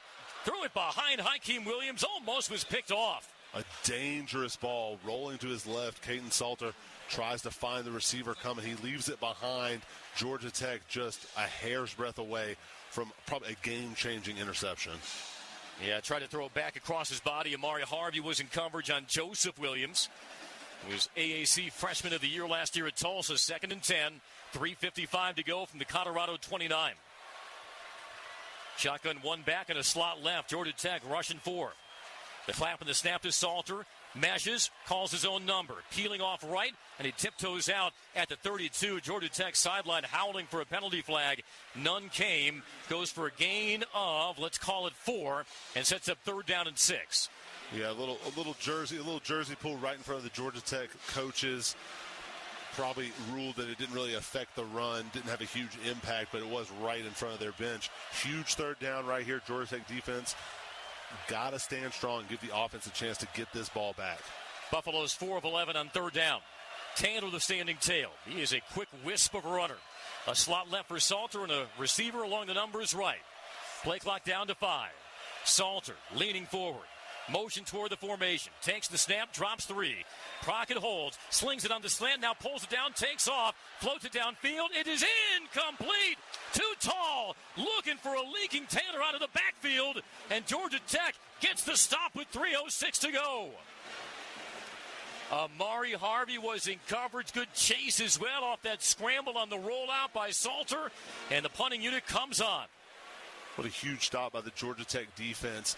The defensive line doing a good job forcing him to scramble. The adjustment seems to be that Georgia Tech, when he scrambles, is having Kyle Eford run to pressure Salter, not allowing him to get that first down with his legs and force a difficult throw. Tech now has 2 punt returners. Stockton on the right hash, Rivers on the left. The punt by the Aussie Graves. Sends this tumbling toward the left side. It is fielded at the 19 by Rivers. Makes one man miss, 25-30. Cuts past a man at the 35. And finally hauled down at the 39. A run back of 18 by Eric Rivers, who's no longer wearing that double number 43. Looks good in the 3 on the punt return. Nice special teams adjustment. Good block by Bailey Stockton. That was almost huge. You saw Eric Rivers get himself about 15, almost 20 yards, and then he was looking for the big play, right? But enough to flip this field. Georgia Tech, if they can, last possession notwithstanding, move the ball the way they've moved it in this game, they are in control if this offense can execute. Got to play clean football and no penalty flags. Jamal Haynes, preseason first-team All-ACCs, alongside King, who works out of the gun. Tight end on each side of the line. 1st and 10, Tech from its own 39. Orbit motion from Patterson. The snap. King pulls it, runs off left tackle to the 40, and he tiptoes out at the 44 for a gain of 5. Very patient, manipulating that mesh. Clock stops at 2:45 to go. On a good on-schedule play, first down. I felt like last drive that Colorado wasn't really respecting Haynes King's legs and him keeping like they should. Buster Faulkner may have seen the same thing come with the Haynes King read option on play 1. And Keelan Rutledge is now down. He was walking very awkwardly and then finally goes down on his back. Athletic trainers will tend to him. I saw Joe Fusel grab his helmet off the sideline, but this could be a big loss, at least for this drive in Big Red. Your preseason first-team All-ACC, preseason second-team All-American right guard, as the training staff tends to him. By rule, due to the injury, the ball was spotted by our center judge. Georgia Tech has charged their second charge timeout. Now, that could definitely change the calculus here. Keelan Rutledge was not in a position to continue on the play. And that's what I hate about that rule. I understand why it's in. They're trying. Obviously he's not faking it. Your best offensive lineman isn't faking an injury in the game-winning drive so that you can stop the defense. To me, talk about heart of the rule, letter of the law. I get that they recently changed that rule, but for anybody from the NCAA who's definitely listening to me or whoever's making those rules, that is a dumb rule. And we presume they are listening. At least this application of it. Whatever, I get it. It's the correct call by the rules, but it's a silly. Well, it looks like that left leg from Rutledge is really seized up. I think it's just cramps, but trying to walk it off, and you can tell he is snorting mad and having to come off the field. But you do have Joe Fusel, the 6'4", 300-pound redshirt junior. Well, this is where rolling those offensive linemen is a huge benefit. Now, they haven't been playing right guard, but Harrison Moore and Joe Fusel have both been playing left guard, right? And Harrison Moore's been all over the offensive line. So, that's one of the few offensive players that has not come out of the game, Keelan Rutledge, but at least those other guys are fully in the flow. Someone hasn't been sitting there for 4 hours and is now walking into the game. They wind the clock, 2:34 to go. Clock is stopped. Play clock is being wound. 2nd and 5 from the Tech 44, right to left. As we see it, you hear it. Split backs with Hosley and Haynes. He flexes out Jamal Haynes. Takes the snap. Pump fake, runs right, starts left, counters up the middle, 45, and fights ahead to the 48-yard line. That's a yard shy of the first down. Just slaloming his way up the middle, got low, but just couldn't burrow his way for that last yard.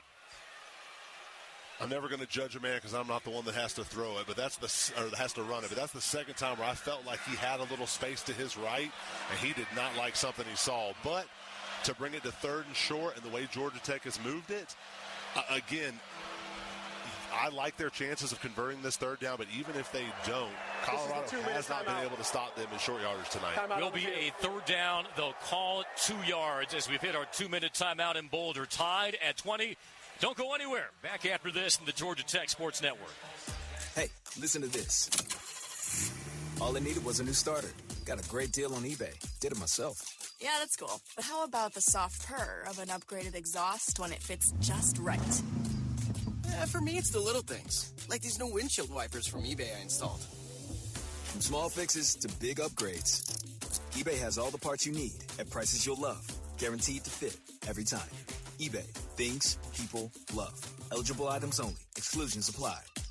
Welcome in. Our next focus group is for Panko Chicken. Take a bite and let me know what you think.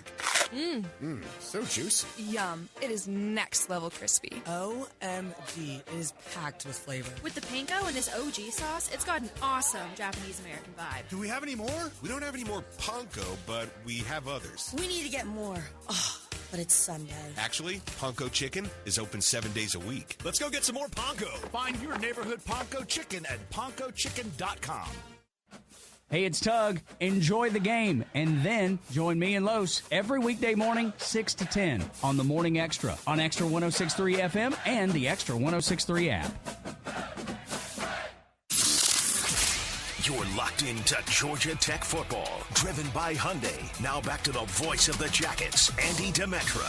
32 on deck for Georgia Tech, with the ball resting center of the field at their own 47. Andy Demetra, Andrew Gardner, Chris Mooneyham from Folsom Field in Boulder. Georgia Tech and Colorado tied at 20 in a game that has gone back and forth between the Jackets and Buffaloes. We were debating. Georgia Tech has 1 timeout, Colorado 2. What kind of play call do you set up here? And if you're stopped short, do you go for it on 4th down? You almost, you're not going to play conservatively when you're trying to get a road win. We'll see if Georgia Tech can get its 6th 3rd down conversion in 11 tries on this next drive. Haynes King, 17 carries, 107 yards, and 2 touchdowns. I mean, it's 3rd and 2, right?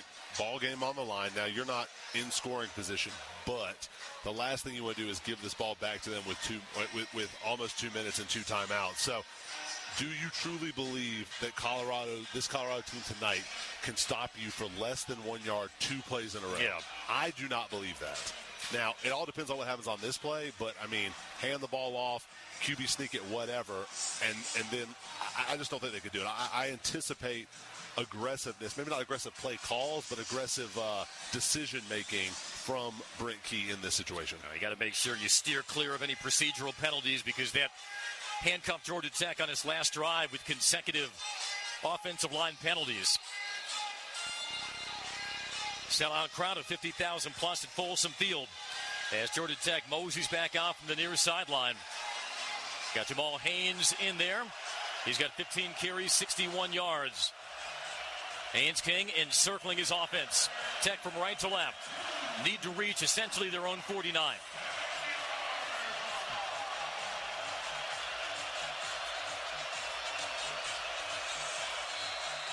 Jackets break the huddle. Busel will stay in as the right guard. King with Haynes flanked alongside him. The snap. Fakes the toss. Runs up the left side. First down on the dive across midfield to the 47. How often did we see that fake toss bolt up the hash from Haynes King last year, and Tech has the first down? And when Georgia Tech needs it, they go to their man, Haynes King. Well executed by this Georgia Tech offense. Our referees are having a procedural discussion. Game clock operator, please reset the game clock to 1 minute, 54 seconds. We'll start on my ready for play. But Georgia Tech did a good job making this play look like it's going to go right, and then pulling blockers to get numbers running to it left with Haynes King as a running back. King with trips right. Stockton sprints in motion. The snap, the mesh. Jamal Haynes angling right, sheds a tackle to the 44 of the Buffaloes. They'll say he went down at the 45, but that's 4 from Jamal. Takes us to 1:34 and counting in this 4th quarter. When does Colorado dip into its final 2 timeouts? Out comes Stockton. In comes an extra tight end and Josh Beetham. He'll be on the right side of the line. JT Byrne and H back left. 2nd down and 5. King claps, snaps, fakes the toss, runs right, puts a hand in the back of his line, breakthrough. He's at the 35, 30. He's gone. 15, 10, 5. Touchdown, Haynes King. 1:07 to go. All hail the King. Long may he reign. And the Jackets lead 26-20. Andy, you're talking about how many times have we seen the fake toss. There it is again. The fake toss freezes the outside defender, and they just run quarterback power up the middle. I mean, if you didn't think Haynes King was running this football, you weren't paying attention. Really well blocked by this Georgia Tech offensive line with Keelan Rutledge out of the game. Snap back on the extra point, booted up by Burr. It is good with 1:07 to go. Tech has the 27-20 lead. Officially goes for 45 yards on the keeper from King. He's got 156 rushing yards, a trio of touchdowns. Can Georgia Tech muster one last defensive stand and keep Colorado out of the end zone? I mean, Andy, we've talked all night about depth, right? And I mean, there is depth for Georgia Tech coming through in the clutch. They've been rolling these offensive linemen. Like you said, your preseason All-American Keelan Rutledge comes out with what we hope is a cramp, but he can't go. Yeah. We even lose the timeout because of whatever. And Joe Fusel, over to the right side. And who do they run right behind? They pull the young guard in Harrison Moore right behind Joe Fusel, who is now out of position at right guard. Really huge play by this offensive line, who has been doing work all night. That shows incredible trust by your offensive line coach, Chief Wade, and your OC, Buster Faulkner. Well, Georgia Tech prides itself on how it blocks, and they hang their hat on running the football in must-have situations. And when they needed it, they went to Haynes King and got behind that offensive line for the go-ahead touchdown. Drop of the arm by Burr, swings away from right to left. Another Butte through the back line of the end zone. So Colorado has 2 timeouts remaining, 1:07 to go. Tech on top 27-20. Tech up to 320 rushing yards tonight. Nearly half of them from that indomitable senior, Haynes King. Is Paul Johnson in the stands? Those are 300 somewhere yards. I'm going to say he's not somewhere he's not smiling. I'm going to say he's smirking somewhere. 150 yards from the quarterback, over 300 for the team. Those are PJ numbers if I ever heard them. Caden Salter, Colorado's quarterback, is 14 of 23 for 139 and a touchdown. Leading rusher is Micah Welch, 11 carries, 64. Salter has 12 for 38. He puts Welch to his left hip, trips right into receiver left. Colorado left to right. Anxious, Folsom Field crowd here with 1:07 to go. Georgia Tech with 4 on the line. They flex out the back. Salter opens his hips, throws the tunnel screen, and Welch is blasted at the 22. Loses 3 on the play. Jai Gilmore leveling Michael Welch. Jai Gilmore read this immediately. You can only come back to the same play so many times. Dips under the block. Huge play. Great, smart defense by Gilmore. 2nd and 12. Colorado gets set quickly. 2-by-2 set. Snapped off underneath. It's caught at the 30. Turning upfield to the 34. Goes Hakeem Williams. It's a yard shy of the first down. 35 seconds left. Colorado still has not used one of its timeouts. Salter. Staggered stance. The clap and the snap. Twiddles and finds the laces. Backpedaling. Now scrambles up the middle with a pump fake. Tries to bend out left. He escapes an ankle tackle. Forced out wide and tiptoes out at the 39-yard line. It's a first down, but Andrew, there's 18 seconds left all of a sudden. I mean, and Colorado still has 2 timeouts. This is at this point, it's about clock, right? Georgia Tech is playing their safeties and corners back. Nothing over the top. Can you get here in this amount of time?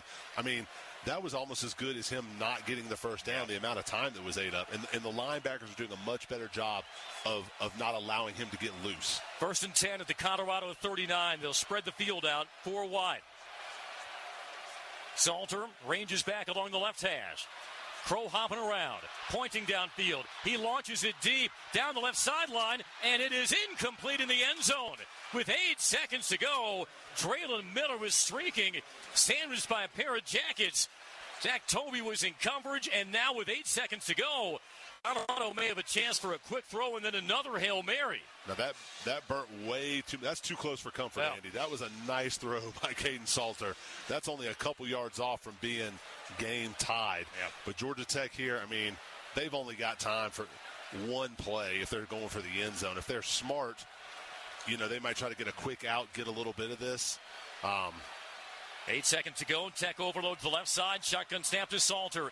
He flicks it left flat. It's caught up to the 50 and stepping out of bounds in front of the Colorado bench right at midfield. 3 seconds to go. The catch. And now one more Hail Mary for the Buffaloes. We do not need a repeat of that Hail Mary touchdown at the end of regulation last year between Colorado and Baylor that sent the game to overtime. Sincere Brown is a 6'5 grad transfer. He's the top target, at least by height. Snap to Salter. Georgia Tech brings a rush. Salter sliding off to his left. Now backpedaling. He winds up. He launches it into the end zone, and it is batted down and incomplete. An uncharacteristic start, but it was a characteristic finish for the Jackets, and they pull it off tonight here in Colorado. Final score, Tech 27, Colorado 20. Andy, what a gutsy win. I mean, Georgia Tech dug itself a horrible hole at the beginning of this game, but to fight back again and again and again. And hats off to Colorado for having a team with some grit to them and not going away easy. But Georgia Tech made this harder than it needed to be. But I can't say enough about the way the offense responded and the defense down the stretch. Great team win by Georgia Tech. It is very rare that you play a road game and you're -3 in turnover margin and you win. But Georgia Tech had to dig out of that hole. Turnovers on their first 3 possessions. In spite of that, all Colorado could muster was a 7-0 lead, and the Jackets kept battling, playing complimentary football. But you'd mentioned the grit and the guts. Nobody personified that more. The number 10, Haynes King, 143 passing yards, 156 rushing yards, 3 touchdowns, and the game-winning 45-yard score with 1:07 to go. And Georgia Tech will head back home to Atlanta with a 1-0 record and another nerve-shredding but ecstatic win, 27-20 over Colorado. We talk about dual threats. It doesn't get much more dual threat than that. Almost the same number of rushing yards and passing yards. And time and again, when they needed it, they went to Haynes King. Gritty performance by Haynes King, really by the entire offense. I mean, they lost Malik Rutherford earlier, early in the game, your top receiver. Down the stretch, you lose your top offensive lineman in Keelan Rutledge. And it was just guys stepping up all over the place. And the depth that they're trying to build in this program showing up as a positive tonight. And again, you want to win pretty. Yeah, you want to make a statement win. But when you can win ugly, making mistakes like they did tonight, that's how you stack wins in college football. Great to see them fight back from an awful start in this game. They could not have started any more inauspiciously for Georgia Tech, but all offseason, Brent Key has praised not only the tenacity and the will of this Georgia Tech team, but their composure. And, boy, they needed to tap into every iota of it and never buckled their knees despite such an awful start. And sometimes in football you have to find a way. Well, folks, Georgia Tech found a way tonight. Never easy to go cross-country on the road, overcome your own mistakes, and get the win. But Georgia Tech does so tonight. Final score, 27-20, Tech over Colorado. We'll set the table for a Ramblin' Wreck postgame show in just a moment from Boulder. Back after this on the Georgia Tech Sports Network.